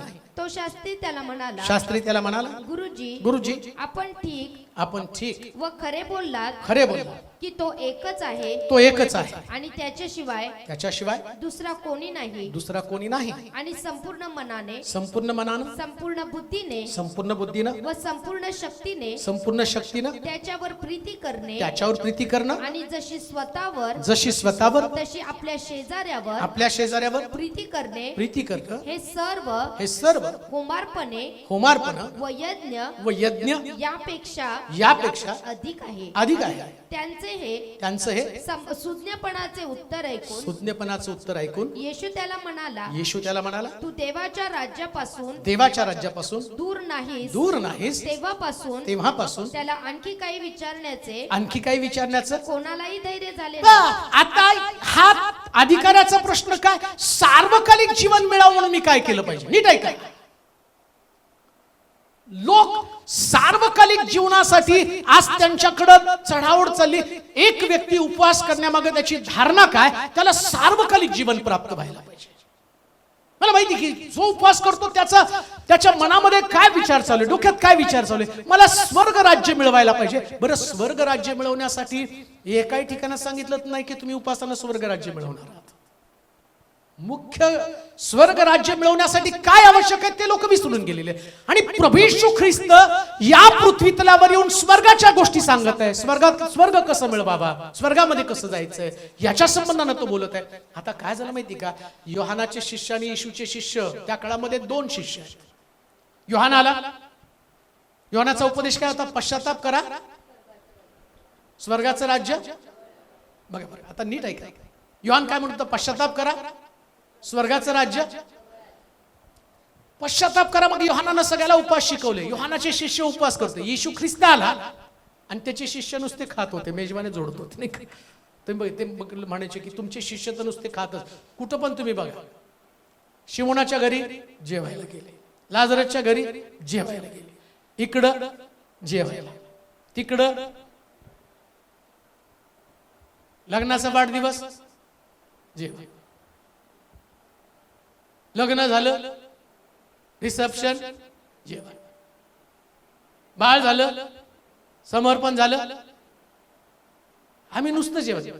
आणि योहानाचे शिष्य उपवास उपवास उपवास उपवास. आता बघा, इकडे येशू आला, त्याने वेगळं शिकवायला लागल्यावर योहानाचे सगळे शिष्य जाऊन येशूला मिळाले. मग ते आले, अरे ते येशूच्या मागे गेले. अरे तो म्हटला तो वर आहे, मी वराचा मित्र आहे, माझं काम संपलं. मी सांगितलं पश्चाताप करा, स्वर्गाचं राज्य जवळ आलं. मला जेवढं माहिती होतं तेवढं मी तुम्हाला सांगितलं. आता खरा स्वर्गातनं देव आला आणि तो जे सांगतो ते तुम्ही ऐका. आता तो काय सांगतो? आपला देव परमेश्वर याचवर पूर्ण मनानं, पूर्ण जीवानं, पूर्ण शक्तीनं प्रीती करा आणि जशी आपल्यावर तशी एकमेकावर प्रीती करा. मग त्यानं काय सांगितलं? त्यानं तुम्हाला फक्त उपवास सांगितला. मी उपवास नाही सांगत, मी हृदयाचं शुद्धीकरण सांगतो. आणि हृदयाचं शुद्धीकरण करताना देवावर प्रीती करता तसं एकमेकावर प्रीती करा. मग येशू म्हटला, जर तुमची एकमेकावर प्रीती असेल तर तुम्ही माझे शिष्य आहात. आणि लक्षात ठेवा, स्वर्गामध्ये तुम्हाला कोण घेऊन जाणार आहे? तर प्रीती. बायबल सांगतं विश्वास, आशा आणि प्रीती या तिन्ही टिकणार आहेत. आणि त्याच्यामध्ये सगळ्यात श्रेष्ठ कोण असेल तर प्रीती. स्वर्गाच्या गोष्टी बोलतोय बरं का. म्हणजे उपवासापेक्षा सुद्धा सगळ्यात महत्वाची गोष्ट कोणती? मग येशू ख्रिस्ताला जर मंडळीमध्ये, लोकांमध्ये एकमेकाविषयी प्रीती दिसत नाही तर ख्रिस्ताचं दुःख सहन सुरू झालं. लोक उपवासामध्ये अडकले आणि येशू प्रीतीमध्ये अडकला. तो म्हणतो, मी तुम्हाला शोधत असताना तुमची एकमेकावर प्रीती असेल तर तुम्ही माझे शिष्य. बघा, उपवास करणारे येशूचे शिष्य नाहीत, प्रीती करणारे येशूचे शिष्य आहेत. मी उपवासाचं खंडन करत नाही, पण उपवास तुम्हाला स्वर्ग राज्यात नेणार नाही, प्रीती तुम्हाला स्वर्ग राज्यात नेणार आहे. उपवास नाही स्वर्ग राज्यात नेणार. मग प्रीती माझ्यामध्ये आहे कशाची? ओळखायचं कसं? मग सगळेच नाही आमची आहे हो प्रीती एकमेकावरती, आमची आहे बाळासाहेब प्रीती एकमेकावरती. प्रीतीची व्याख्या, प्रीती फुगत नाही, प्रीती बडाई मारत नाही, प्रीती हेवा करत नाही, प्रीती मत्सर करत. प्रीतीची क्वालिटी आहे. दैवी प्रीती माझ्यामध्ये पाहिजे, माझ्या पुरती किंवा माझ्या डोक्यातली प्रीती नको, दैवी प्रीती. आणि ती प्रीती तुमच्या परिवारापासून सुरुवात होती, कारण तुमच्या परिवारातले लोक, त्या परिवारातल्या लोकांना तुम्हाला प्रीती दाखवावी लागते. मग चर्च मध्ये प्रीती दाखवावी लागते. मग जगाला तुम्ही प्रीती दाखवा. प्रथम यहुद्यात, मग शमुरणात, मग पहिले यहुद्यामध्ये तुमच्या घरात तुम्हाला प्रीती दाखवावं लागणार आहे. मग तुम्हाला मंडळीमध्ये प्रीती दाखवावं लागणार आहे. मग तुम्हाला जगात प्रीती आम्ही काय करतो? सगळं उलट. पहिले जगाला प्रीती, पहिले जगाला प्रीती. अहो, कुत्र कसं थंडीत कडकडायला लागलंय. कुत्र पावसामध्ये भिजलं. अरे कुत्र्याला स्वर्गाच्या राज्यात प्रवेश नाही आणि तुझं सारं लक्ष कुत्र्यात. प्रश्न तिथं नाही, प्रश्न तुमच्या घरातला आहे. घरातल्या लोकांना जर प्रीती दाखवली नाही, तुम्ही बाहेर जगाला किती पण प्रीती दाखवली तर ती प्रीती होऊ शकत नाही. प्रीतीची सुरुवात तुम्हाला तुमच्या घरातनं करावी लागणार आहे, सार्वकालिक जीवनासंबंधाने. आणि म्हणून लक्षात ठेवा, मला माहिती कसं काय असतं बघा. हे झालं, ईस्टर गुड फ्रायडे झाले की लगेच काय येतो? मायवार. 40 दिवस उपवास करून ती मायवारची एक साडी झाली की विषय संपला. नाही, मग त्यांनी त्या आज्ञे संबंधाने वाचा बरं त्या आज्ञा. येशूने उत्तर दिलं, हे इस्रायला ऐक, हा, आपला देव परमेश्वर. नाही लुकाचं शुभवर्तमान 18 अध्याय 20 वचन. तुला ठाऊक आहे की, तुला ठाऊक आहे की व्यभिचार करू नकोस, व्यभिचार करू नकोस, खून करू नकोस, खून करू नकोस, चोरी करू नकोस, चोरी करू नकोस, खोटी साक्ष देऊ नकोस, आपल्या बापाचा व आईचा सन्मान कर. आता बघा, उपवास करण्यापेक्षा तुमच्या घरामध्ये तुमची आई, तुमचे बाप यांचा तुम्हाला सन्मान करावा लागतो. उपवासापेक्षा हे सगळ्यात मोठं आहे. अजून एक वचन वाचा म्हणजे तुम्हाला समजेल. यशाचं पुस्तक 1 अध्याय 11 वचन. यशा 1:11. मगाशी तुम्हाला वाचून दाखवलं, 11 वचन वाचा. हा, परमेश्वर म्हणतो तुमचे बहुत यज्ञ बली माझ्या काय कामाचे? मेंढराचे होम, मेंढराचे हो, पुष्ट वासरांची वपा पुष्टवासरांची वपा यांनी माझी अतितृप्ती झाली आहे. बैल कोकरे व बोकड यांच्या रक्तानं मला संतोष होत नाही. तुम्ही माझे दर्शन घेण्यास येताना माझी अंगणे तुडविता. यज्ञापेक्षा आज्ञापालन. आता हे सगळं यज्ञ तो तुम्ही बैल, त्यानंतर पुष्ट पशु, वासरू, याच्यानं माझी अतितृप्त. म्हणजे उपवास हा तुमचा यज्ञ आहे. उपवास म्हणजे शरीराचा यज्ञ. परंतु तो काय म्हटला, यज्ञापेक्षा श्रेष्ठ काय आणि आज्ञा काय, तुम्ही तुमच्या आई बापाचा सन्मान करा. ही आज्ञा आहे. आज्ञा ती आहे, सगळ्यात मोठी आज्ञा ती आहे. सगळ्या गोष्टी आम्ही बाजूला ठेवून आम्ही शरीराचा यज्ञ करायला निघालो तर तो काय म्हणतो माहिती का, सार्वकालिक जीवनापासून तर तुम्ही लांब आहात. या तरुणाला त्याने सांगितलं, पहिल्यांदा तू देवावरती प्रेम कर. पहा त्यांनी फार सुंदर म्हटलंय, वाचा बरं ते वचन. तू आपला देव परमेश्वर याच्यावर संपूर्ण मनानं संपूर्ण जीवानं संपूर्ण पहिलं संपूर्ण मन म्हणजे जे देवाचं वचन तुमचं मन समजून घेतं. ऐका, मन म्हणजे काय, तुम्ही मनानं देवावर प्रीती करता. देवाचं वचन, मगाशी सूरज बोलत होता, एक वाक्य बोलला होता. कुठलं गाणं होतं ते, कोणतं तरी गाणं होतं. हा, यस लॉर्ड की देवाचं वचन पाळस्त सांगतात आणि ते वचन आम्ही त्याला यस लॉर्ड म्हणावं. प्रभू होय, तुझं वचन आम्ही स्वीकारत आहोत. आता तुमचं मन जर देवाकडे, तर जसं देवाचं वचन आहे तसं तुम्ही स्वीकारता. त्याला किंतु परंतु कुठल्याही प्रकारचे आढेवेढ न घेता प्रभूच्या वचनासमोर तुम्ही मान तुकवता आणि तुम्ही त्याला प्रतिप्रश्न करत नाही. तुमचं मन देवाकडे लागलं, यस माझं चुकलंय, ही गोष्ट प्रभू मी तुझ्या वचनानुसार करत नाही, या गोष्टीच्या द्वारे मी तुझ्या विरुद्ध बंड केलं. देवाचं वचन तुमच्याकडे आलं, मान तुकवली, आपली पाप कबूल केली, आपल्या चुका कबूल. आता दुसरीकडे काय असतं माहिती का, मन बंड करतं. आणि दुसरं मन काय असतं, सैतान तुम्हाला सांगतो, नाही या वचनाच्या द्वारे तुला टार्गेट केलं जातं. हे पण एक मन असतं.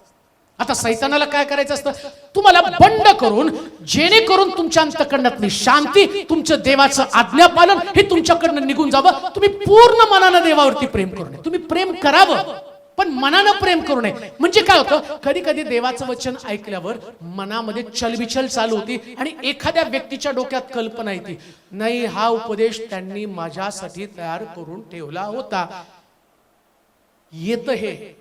आणि आज मंडळांची वातात याच कारणानं होतंय. बऱ्याच ठिकाणामध्ये गेल्यावर लोक ते नाही, आमचे पास्टर आम्हाला टोमणे देतात. अरे नसतं तसं.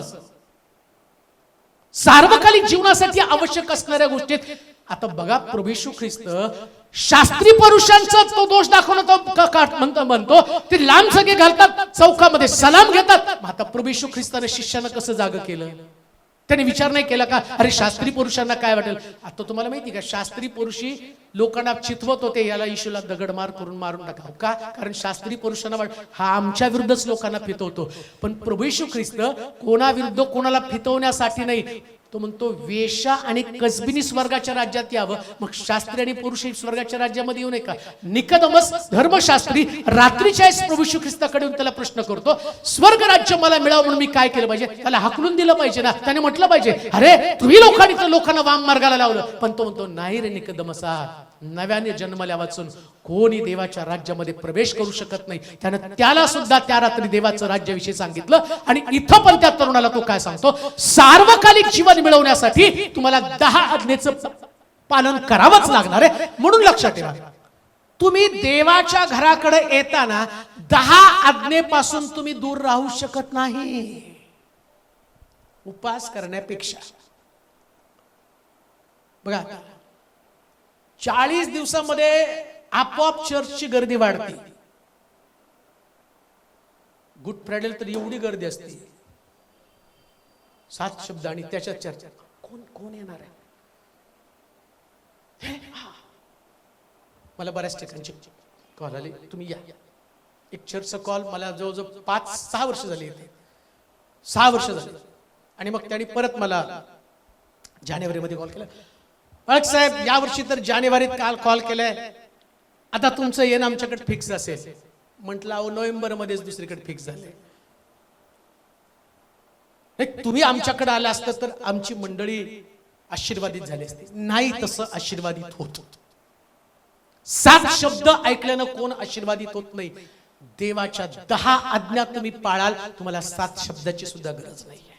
सगळं सार त्याच्यामध्ये लपलेलं आहे. पण लोक त्या दिवसामध्ये धार्मिक होतात. धार्मिकतेचा सिद्धांत तुम्ही डोक्यातनं काढून टाका. दुःख ख्रिस्ताला कोणत्या गोष्टीचं आहे? एकही आज्ञा तुम्ही मोडली तर तो दुःखी होतो. ते दुःख सहन आहे. शब्दात दिवस पवित्रपणे पाळ म्हणजे काय? शब्दात दिवस म्हणजे चर्चला जाईल. रमत गमत कसं आहे चर्चला आल्यावर तो लय खुश होईल का? चला आले 9:30चं चर्च आहे, निवांत जसं जमल तसं हळू हळू हळू हळू. हा पवित्र आहे. हा पवित्र दिवस आहे. जेव्हा देवाच्या घराकडे येताना त्यास लगबगीनं असं लिहिलं, सुंदर नामे दरवाजाचा लंगडा भिकारी जेव्हा त्याच्या पायामध्ये घोट्यात बळ आलं ना, उड्या मारत मारत मंदिराकडे गेला. जेव्हा देवाचे लोक अडखळत अडखळत देवाच्या घराकडे येतं ना, तिथं दुःख सहन सुरू होतो. उपवास केल्यानं तुम्ही त्याच्या दुःखात सहभागी होत नाही. निर्णय केल्यानं येतात. कोणता निर्णय? मी माझ्या आई वडिलांचा सन्मान करेल, मी परमेश्वराच्या मंदिरामध्ये जाईल, मी देवाचं देवाला देईल, कैसराचं कैस. आज्ञा पालन केल्यावर देवाला आनंद होतो. म्हणून उपवास करण्यापेक्षा आज्ञा पालन करा. ख्रिस्ताचं दुःख सण कोणतं आहे? हे ख्रिस्ताचं दुःख सण आहे. तिसरी गोष्ट, मार्काचं सुवर्तमान 18 अध्याय 22 वचन. पटकन वाचा कारण अजून 2 18-22 नाही सॉरी लुकाचं सुवर्तमान 18 अध्याय 22 वचन. हे ऐकून येशूने त्याला म्हटलं, अद्यापि तुझ्यात एक गोष्ट उणी आहे. तुझे असेल नसेल ते विकून गोरगरिबांना वाटून टाक.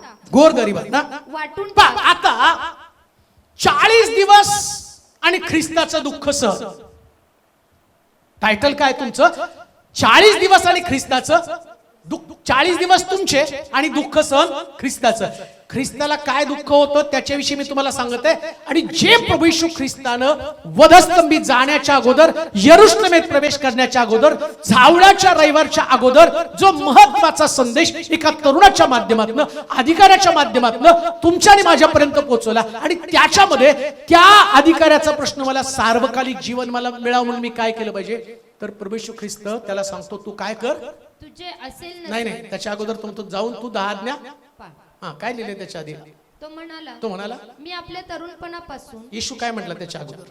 येशू त्याला म्हणाला, तुला आज्ञा ठाऊक आहे. तुला आज्ञा. बाप्पा येशूने त्याला काय आठवण करून दिली? आज्ञा. म्हणजे जो व्यक्ती आज्ञा पालन करत नाही तो व्यक्ती ख्रिस्ताला दुःख देतो. लाख तुम्ही उपवास करत असाल पण आज्ञेचं पालन करत नाही तर तुम्ही ख्रिस्ताला दुःख देतात. कोणतीच आज्ञा बरं का? आज्ञाच्या 10 आज्ञा तुम्हाला पाळाव्या लागतील. अजून एक गोष्ट तुम्हाला सांगतो, कुठल्या एका आज्ञेला तुम्ही कंसात टाकून मला ते जमत नाही असं म्हणू शकणार नाही. शिष्य ऐकत होते म्हणून तर ते म्हटले, अरे स्वर्ग राज्यात मग आम्ही जाऊ का नको? आणि आम्ही तर आधी शिक्का मारून बसलोय, आम्ही चाललोय म्हणून स्वर्गात. आणि आम्ही अजून लेबल घेऊन बसलो, तू नाही जाणार, हे नाही जाणार, हे राहणार आहे, हे राहणार आहे, हे राहणार आहे. आता अहो आम्हीच पोचतो का नाही बघा तिथं. पहिले तर 10 आज्ञा आहेत. 10 आज्ञातले एकही आज्ञा आम्हाला सोडून चालत नाही. आणि त्याच्यानंतर तो काय म्हटला? आता 18 वचनामध्ये 18-22 तिसरी गोष्ट. हे ऐकून येशूने त्याला म्हटलं, अद्यापि तुझ्यात एक गोष्ट उणी आहे. ऐका. आता त्यानं 10 आज्ञा म्हटल्यावर इतका खुश झाला. प्रभू लहानपणापासून पाळत आलेलो आहे, सुपारीच्या खांडाचे व्यसन नाही, डोळ्यावर करून कोणाकडे बघत नाही, दर रविवारी चर्चला जातो, आई बापाचा सन्मान करतो, सगळं माझ्याकडे आहे. आता किती खुश झाला पाहिजे. त्यांनी म्हटलं असणार, रे आता येशू म्हणेल, चोराला म्हणला आज बरोबर माझ्या बरोबर. याला एवढं करून तो म्हणतो अजून पण एक गोष्ट उणी आहे. स्वर्ग राज्यामध्ये जाण्यासाठी तुम्ही तुमची धार्मिकता प्रभूला दाखवाल पण देव तुमचं उणे पण तुम्हाला दाखवत असतो. लक्षात ठेवा. किती सुंदर आहे नाही का? तुम्हाला वाटतं तुम्ही जे करता ते तुम्हाला स्वर्ग राज्यात सार्वकालिक जीवनाकडे घेऊन जाईल. एक वचन वाचा, फिलिप्पियरांचं पत्र 3 अध्याय 12 ते 15 वचन. म्हणजे तुम्हाला त्याचं अधोरेखित केलं जाईल ते किती महत्वाचं आहे. फिलिप्पी 3:12-15. एवढ्यातच मी मिळवले एवढ्यातच मी मिळवले किंवा एवढ्यातच मी पूर्ण झालो आहे एवढ्यातच मी पूर्ण झालो आहे असे नाही तर ज्यासाठी ख्रिस्त येशूने मला आपल्या कह्यात घेतले येशूनं मला आपल्या कह्यात घेतलं, नियंत्रणामध्ये घेतलं, ते मी आपल्या कह्यात घ्यावं म्हणजे नियंत्रणामध्ये घ्यावं. म्हणून मी त्याच्या मागे लागतो आहे बंधूंनो मी अद्याप ते आपल्या कह्यात घेतलं असे मानित नाही तर मागील गोष्टीकडे दुर्लक्ष करून व पुढील गोष्टीकडे लक्ष लावून ख्रिस्त येशूच्या ठाई देवाचे जे वरील पाचारण त्या संबंधीचं बक्षीस मिळवण्यासाठी मर्यादेवरील खुणेकडे मी धावतो. हेच माझं एक काम. आता येशू ख्रिस्ताला कोणतं दुःख आहे? तुमच्यामध्ये काहीतरी एक उन्हाळ्याचं दुःख आहे.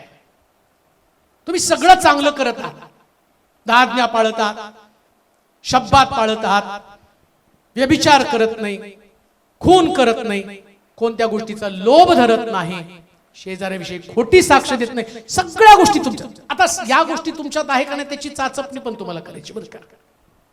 चाचपणी तर करावीच लागणार आहे. बरं, एवढं सगळं करून सुद्धा इकडं प्रभू येशू ख्रिस्त तुमच्यातलं उणे पण शोधतो. आता पौल पण काय म्हणतो माहिती का? मी एवढ्यात सगळं मिळवलं असं पौल पण म्हणतो अजून मिळवलं नाही. मग आमच्यामध्ये कुठला कॉन्फिडन्स असतो की आम्ही पूर्ण झालोय? आम्हाला कसं वाटतं सगळं मिळवलं, सगळं काही पूर्ण झालंय. नारायण बाबा टिळकामध्ये पण तो आत्मविश्वास नाही. ते पण म्हणतात पुष्कळ अजूनही उन्हा प्रभू मी.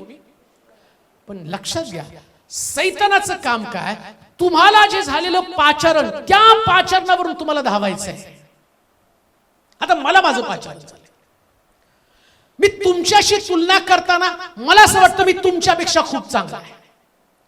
बरं, मला माझ्या मर्यादेची खूण काय? किंवा जिथं मला पोचायचंय, मला मेंबर म्हणून थोडी पळायचंय. हो, धावताना सगळ्यांचं वेगवेगळं. 100 मीटर धावतो, कोण 500 मीटर धावतो, कोण 1000 मीटरची रेस जिंकतं.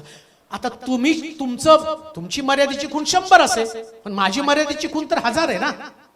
मग 1000च्या क्वालिटीसाठी तेवढी स्ट्रेंथ माझ्यामध्ये निर्माण व्हायला पाहिजे, तेवढं पूर्णत्व माझ्यामध्ये यायला पाहिजे, तेवढं रनिंग माझं असलं पाहिजे, तेवढी एक्झरसाइज माझ्याकडे असली पाहिजे. मग माझी मर्यादेची खूण मी 100 मीटर पर्यंतच पळणार आहे का? पूर्णत्व संबंधानं काय उन्ह तुमच्यामध्ये आहे? काल तुम्ही 100 मीटरची रेस जिंकला, मग आता तुम्हाला त्याच्यापेक्षा पुढचं पाहिजे ना. मला त्याच्यापेक्षा पुढचं पाहिजे. मी देवाचं खूप प्रार्थना करायचो. तेव्हा मराठी भाषेमध्ये हा संदेश खूप लोकांपर्यंत गेला. हजारो लोकांचं, लाखो लोकांचं जीवन बदलत. काल एका मावशींची पण साक्ष आली. मिस्त्री सुटत नव्हती, फार प्रयत्न केला मिस्त्री सुटण्याचा, पण नाही झालं मला. पण एक संदेश ऐकला आणि मला भीती वाटली. आता 8 दिवस झाले मिस्त्रीला हात लावला नाही. म्हणजे भीती आल्यावर मिस्त्री सुटली, ते वचन गेलं, टोचलं. माझी लई प्रार्थना, तेव्हा कुठपर्यंत नुसतं मराठी मराठी मराठी मराठी, सगळ्या भाषेमध्ये गेलं पाहिजे देवाचं वचन. आणि मी सारखं म्हणायचं. मग कधी कधी ते बनकर वगैरे आम्हाला भेटल्यावर आमची चर्चा चालायची. त्याची पास्टर हिंदीत ट्राय करावं. आता असं ह्या गया वहा गया सगळं सोपं नाही का? मैंने खाना खाया, मैं उठ्या, मैं बैठ्या, नाही का? हे सोपं आहे. प्रिचिंग किती अवघड होईल का? अहो ते सोपं आहे, प्रिचिंग तर माझं कमांड आहे मराठीवरती. म्हणजे काम करणार तुमचाच डबिंगवाला माणूस बसवा. म्हणजे म्हटलं की बसवला हो डबिंगवाला माणूस, तासभर तर तू तुमचे शब्द शोधण्यात चाललं हिंदीमध्ये, डिक्शनरी घेऊन बसला. ते म्हटले हे मराठीला डेंजर आहे. म्हटलं तसंच आहे हिंदी. हो, ते कसं होणार? पण एक विजन नाही गेला तर पाहिजे, कुठं तरी सगळ्या भाषेमध्ये पोहोचलं पाहिजे. देवाला काय कठीण आहे? युट्यूबचं लेटर आलं परवा, फ्रेंच, तेलुगू, तामिळ, पंजाबी, हिंदी, गुजराती, जगातल्या जेवढ्या भाषा आहेत तेवढ्या भाषेमध्ये डब होऊन आता मेसेज जाणार आहे. व्हिजन, मर्यादा लोकांपर्यंत पोहोचणं, याच्यासाठी तुमची तळमळ पाहिजे. दुःख कोणत्या गोष्टीचं आहे?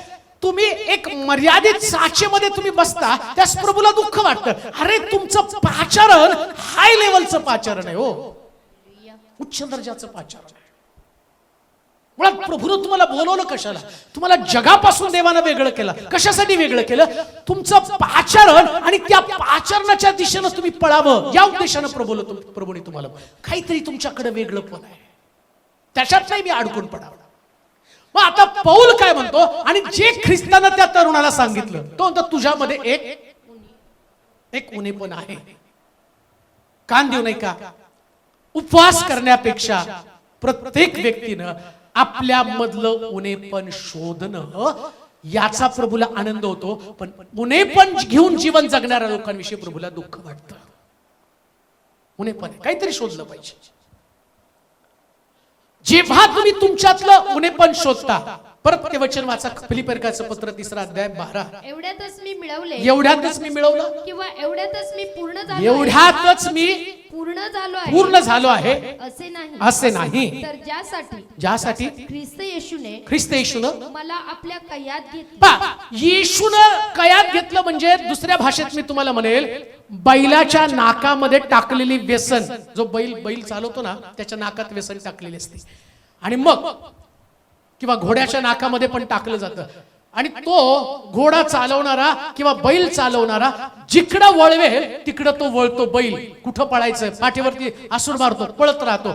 आता पौल पण ते सांगत आहे, मला येशूनं कयात घेतलं म्हणजे काय? माझ्या नाकात त्यांनी व्यसन टाकलं आणि तो मला पळवतो. आता मी पळवत असताना तो सांगतो तशा पद्धतीने पळवत असताना त्यानं दिशा दाखवल्यावर मी वळणार, त्यानं पळवल्यावर मी पळणार, तो थांब म्हणल्यावर मी थांबणार. हीच गोष्ट तुम्हाला आत्मिक जीवनामध्ये करायची. आणि लक्षात घ्या, जेव्हा एक व्यक्ती ती करण्याच्या ऐवजी तो आपल्याच इच्छेप्रमाणे पळत राहतो, याचं प्रभूला दुःख होतं. मग ते तो काय मी वाचा ते, ज्यासाठी ख्रिस्त येशूने मला आपल्या कयात घेतलं, ते मी आपल्या कयात घ्यावे. ते आता मी पण कयात घ्यायचं म्हणजे काय? तुमचं व्हिजन, तुमचं पाचारण, तुमचं कॉलिंग. लक्षात घ्या, तुम्ही तुमच्या पाचारणावरती फोकस करायचं. येशूने तुम्हाला कंट्रोल केलं, तुमचं लक्ष काय? तुमचं पाचारण. तुम्हाला कोणत्या गोष्टीसाठी प्रभूने बोलवलं? माझा उद्देश काय? या पृथ्वी तलावर मला माझा उद्देश समजला नाही. मला माझं विजन पक्क माहिती, काय करायला पाहिजे. सामान्य गोष्टीमध्ये मी थोडं अडकून पडतो. मला माहिती माझं पाचारण उच्च दर्जाचं आहे, वरच्या लेवलवरचं पाचारण. माझ्या पाचारणामध्ये एक सोलापूर शहर नाही, माझ्या पाचरणामध्ये मी ज्या दिवशी मला आठवतं नीलू आणि मी चर्चा करतो तो त्यास बसल्या म्हणतो होतो की पास्टर, एवढ्या सगळ्या ठिकाणात आपण गेलो, आता कुठं गेलो नाही त्याच्यावरती आपण फोकस केला पाहिजे की तिथं पोचायला पाहिजे. मग ती नावं काढली, अरे इथं राहिलं. आणि त्या दृष्टिकोनातून मी प्रार्थना करत गेलो की प्रभू इथं नाही पोहोचलो, इथं जाण्यासाठी मार्ग मोकळे कर. मग त्याच्यात नाही, चला औरंगाबादला चाललंय, होता सारख्या चला नगरला. पहिले एवढ्या नगरला सभा झाल्या की विचारायला नको. मग सारखं नगर, मग कुठं म्हटलं नुसतं पुणे. मग प्रभू तसं नाही, हे सगळीकडे वेगवेगळे, जिथं पोचलो नाही तिथं घेऊन जा. आता मी फोकस केला, मी उद्देश केला, मला माहिती तिथं पोचायचंय. तिथं पोचण्यासाठी धावपळ. मग आठवत, अरे अजून कुठं तरी राहिले की ज्या गावामध्ये नाही. मग परवा ते आलं शिरूरचं. मग तिथं इतकं, जेव्हा पहिल्यांदा अजून सभेची तारीख पण जाहीर झाली नाही, पण 2-3 महिने अगोदर कुणाला तरी कळलं की शिरूरमध्ये सभा होणार आहे. आणि तेवढ्यामध्ये त्यांनी त्याच्या स्टेटसवर पण टाकलं, लवकरच पास्टर, अजून तारीख पण डिक्लेअर नाही, लवकरच पास्टर तेलोरे शिरूरमध्ये येणार आहे. म्हणजे बघा, जेव्हा तुमच्याकडे तुमचं विजन पक्का असतं ना, तुम्ही त्याच्या मागे धावत असता. तुम्ही सामान्य गोष्टीच्या मागे कधी धावत नाही. प्रभूला कोणत्या गोष्टीचं दुःख होतं? जेव्हा त्याचे लोक विजन सोडून धावत असतात, या गोष्टीचं त्याला दुःख होतं. लक्षात ठेवा, तुमचा फोकस ज्याच्यासाठी प्रभूनं तुम्हाला आपल्या हातामध्ये घेतलं ते करण्यासाठी धावत राहा, त्याच्यासाठी धावा.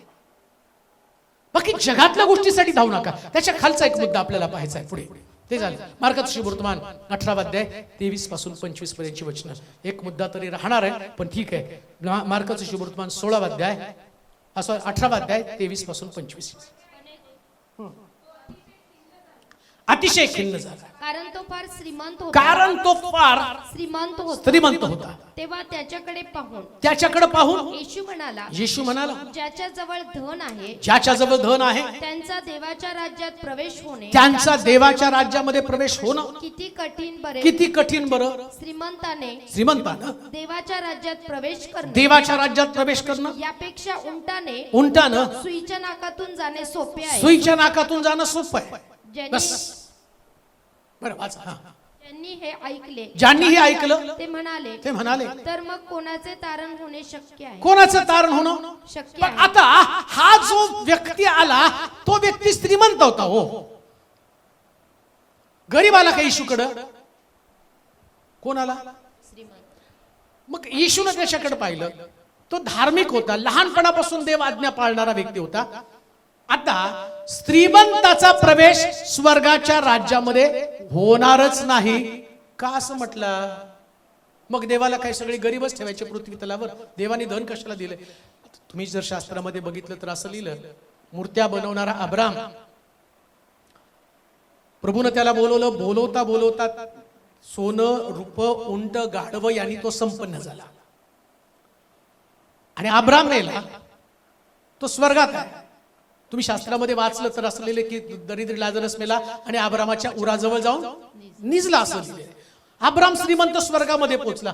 हा व्यक्ती का नाही, हा तरुण का नाही स्वर्गाच्या राज्यामध्ये श्रीमंतीमुळे का अडखळला गेलेला आहे? श्रीमंती काय एवढं घातक असू शकते का? बघा, काही मुद्दे तुम्हाला समजून घेणं गरजेचं आहे. उपवास, तुमची धार्मिकता, प्रभू अपेक्षित धार्मिकता काय सांगत आहे, कशा पद्धतीनं प्रभू तुम्हाला वचनाचं मार्गदर्शन करत आहे. लोक उपवासाला एवढं महत्व देतात, परंतु धनात संबंधानं जी त्यांची आस्था आहे, धन, नीट ऐका, धनासंबंधीची एक आस्था आहे, पैशावरचं प्रेम. आता पैशावरचं प्रेम यांचं कमी व्हायला तयार नाही. तुमच्याकडे आपल्या चर्चमध्ये नाही, बाहेर तुम्ही बघा, दशांश किती तर 10 रुपये, 15 रुपये, 20 रुपये. आणि त्यांना सांगितलं तर ते काय म्हणतात माहिती का? आपल्या मनात ठरवल्याप्रमाणे द्यायचं. दशांश नाही देणार पण उपवास करतील. आता देवाच्या वचनामध्ये इथं असं लिहिलं, कैसराचं ते देवाचं ते, म्हणजे जे सोपं आहे ते तुम्ही पाळता. उपवासामध्ये काय, ऑलरेडी पैसे वाचवणंच आहे.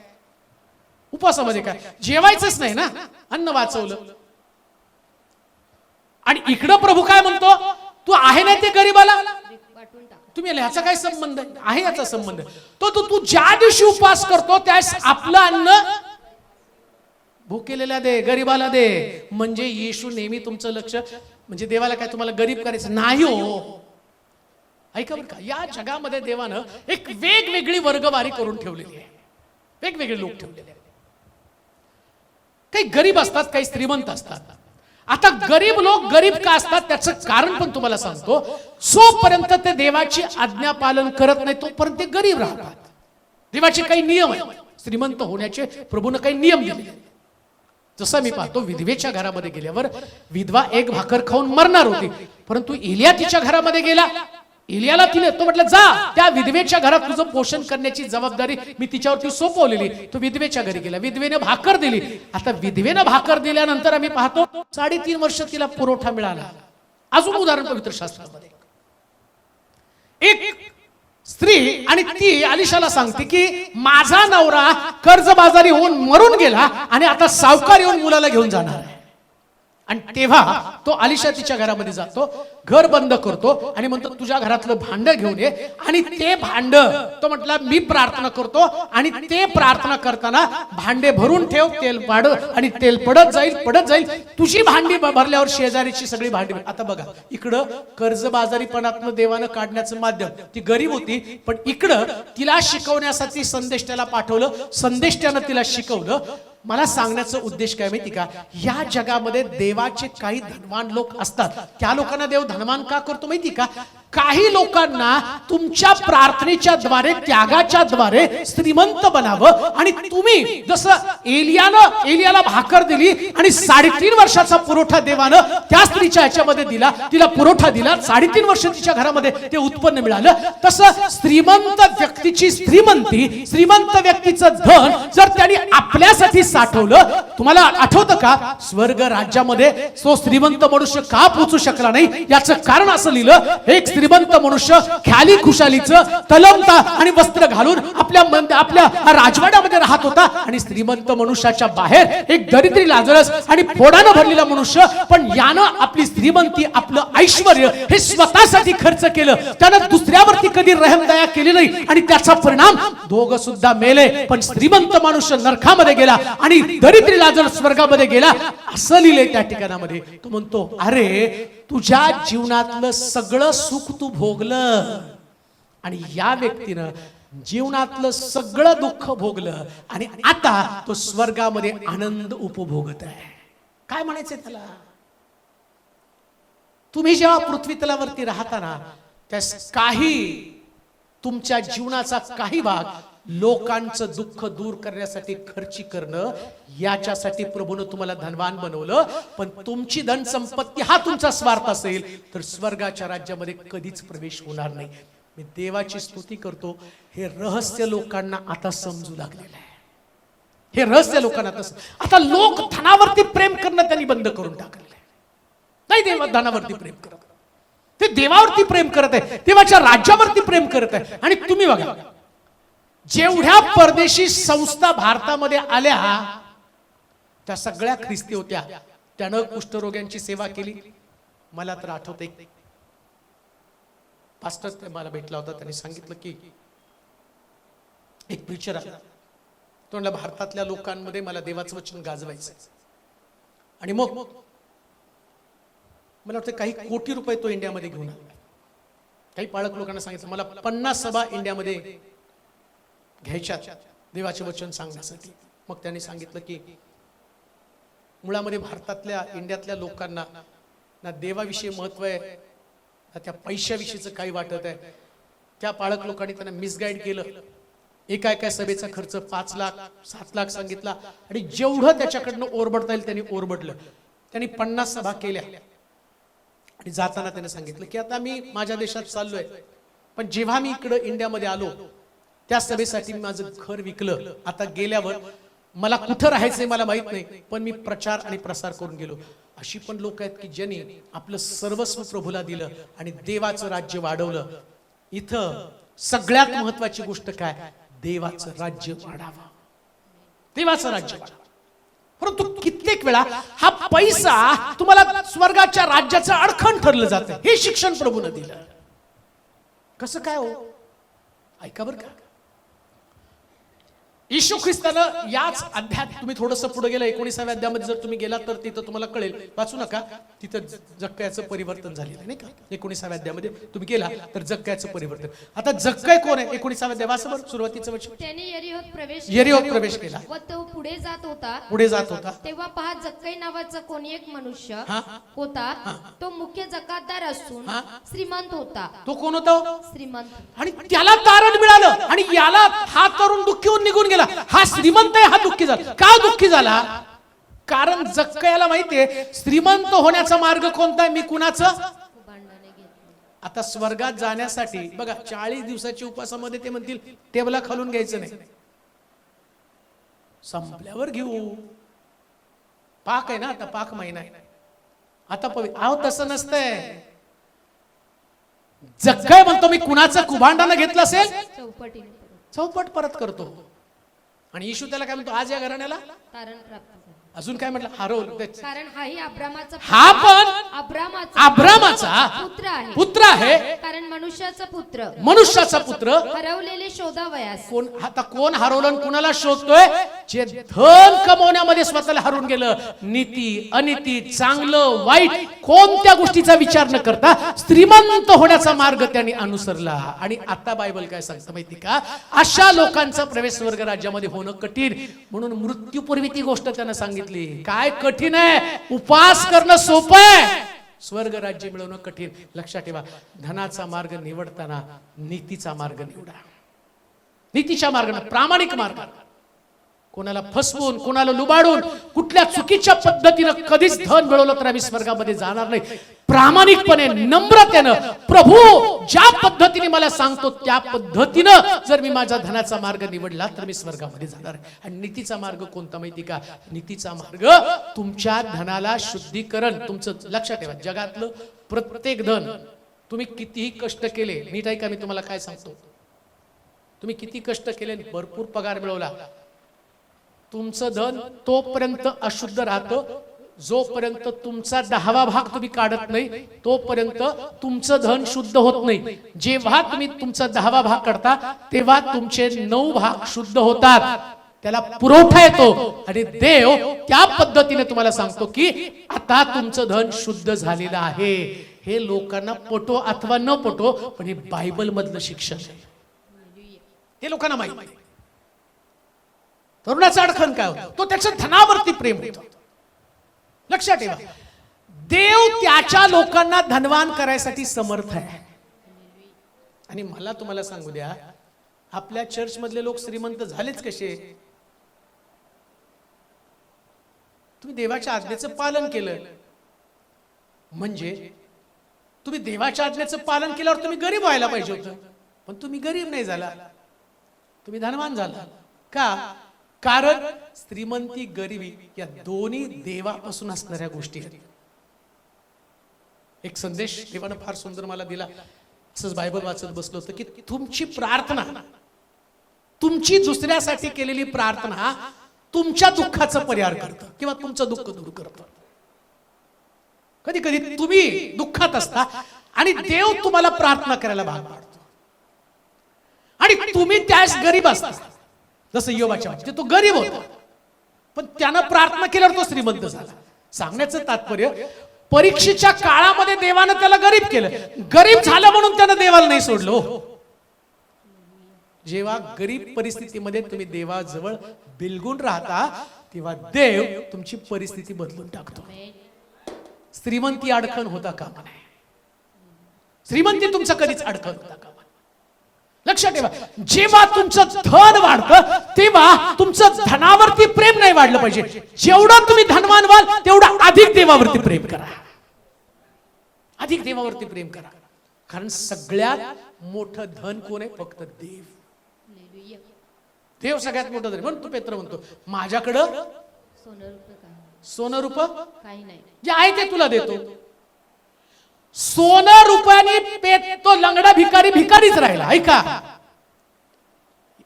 आता लोक त्याला सोनं देत होते बरं का.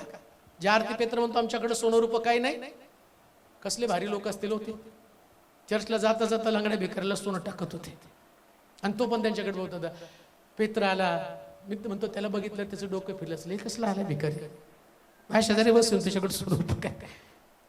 तो त्याला इतकं भारी डायलॉग मारतो, माझ्याकडे बघ सोनं रूप काही नाही, सोन्या रुपयानं तुला भीक मागायला बसवलं, माझ्याकडे येशू आहे, उठ चालू लाग.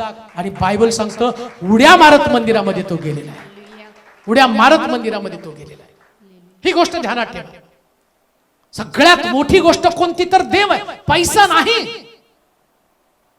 देव आमच्यासाठी एक दिवस हा जो पैसा आहे ना, हा पैसा तुमच्या मनातली शांती आणि त्याच्या बरोबर स्वर्ग राज्य पण काढून घेणार आहे. पण जेव्हा तुम्ही पैशाला दुय्यम स्थान देऊन देवाला प्रथम स्थान द्याल, इथं स्वर्ग राज्यात प्रवेशाचा मार्ग मोकळा होणार आहे. किती सुंदर आहे. म्हणून त्याच्यापेक्षा काय तोडलं खरं दुःख कोणतं? लोक पैशाच्या मागे धावत आहे, याचं दुःख प्रभूला जास्त आहे. उपवास करतात त्याचं नाही, ते दुःख नाही. उपवासाचं उपवास उपवास उपवास उपवास उपवास. रविवारी तुम्ही पैशाच्या मागे पळता, शब्दात दिवस तुम्ही देवाच्या मंदिरात नाही, त्याचं दुःख प्रभूला जास्त आहे. उपवासाचा आनंद कुठला आहे? देवाच्या घरात नाही तुम्ही, देवा परमेश्वराच्या मंदिरामध्ये नाही. म्हणून लक्षात ठेवा, काही झालं ना, रविवार हा देवाच्या घरात म्हणजे घरात, देवाच्या घरातच. कुठं जायचं? मी पुण्यावरून ते परिवार आले, त्याला विचारलं कुठं जातात चर्चला? राहायला पिंपरीमध्ये. ते म्हणले कॅम्पात. म्हटलं एवढ्या लांब काय करायचं, आम्हाला जावंच लागतं म्हणले तिथं. मग ते म्हटले अहो तुमचं चर्च लोणावळ्यात असतं तर आम्ही तिथं पण आलो असतो, दर रविवारी तिकडे आलो असतो. लवकर चालू करा तुम्ही पुण्यामध्ये, आम्हाला तिथं यायचंय, आम्हाला जॉईन करायचंय. का तर देवाच्या वचनाची ती ताकद आहे. कुठला पैसा आणि कुठलं काय, एवढ्या लांबून ते पुण्यावरून इकडे आले, कोणी मुंबईवरून आलं, काय आता त्यांना काही खर्च लागला नाही. बरं ते रिकाम्या हाताने पण आले नाही बिचारे, त्यांनी मंदिरासाठी काहीतरी घेऊन आले. एक गोष्ट ध्यानात ठेवा, तुम्ही प्रभूला दिलं ना, याचे आशीर्वाद पण तुमच्या जीवनामध्ये तुम्हाला अनुभवायला मिळतील. कारण देव नुसता घेणारा देव नाही, तर अधिक पटीनं देणारा देव आहे. आणि म्हणून स्वर्ग राज्यात जाण्यासाठी सगळ्यात मोठं अडखण धन पण आहे. घड्याचा काटा खूप पुढे चाललाय, परंतु जाता जाता मी तुम्हाला सांगतो, ख्रिस्ताचं दुःख 40 दिवस. आणि ख्रिस्ताचं दुःख कोणतं, तर जो व्यक्ती प्रभूपेक्षा धनावरती जास्त प्रेम करतो, देव त्याच्या बाबतीमध्ये दुःखी होतो. पुन्हा एकदा आपल्या जागेवरती आपण उभं राहूया, आपले डोळे बंद करूया, आपल्या मान आपण झोपूया, आपले मस्तक आपण लावूया.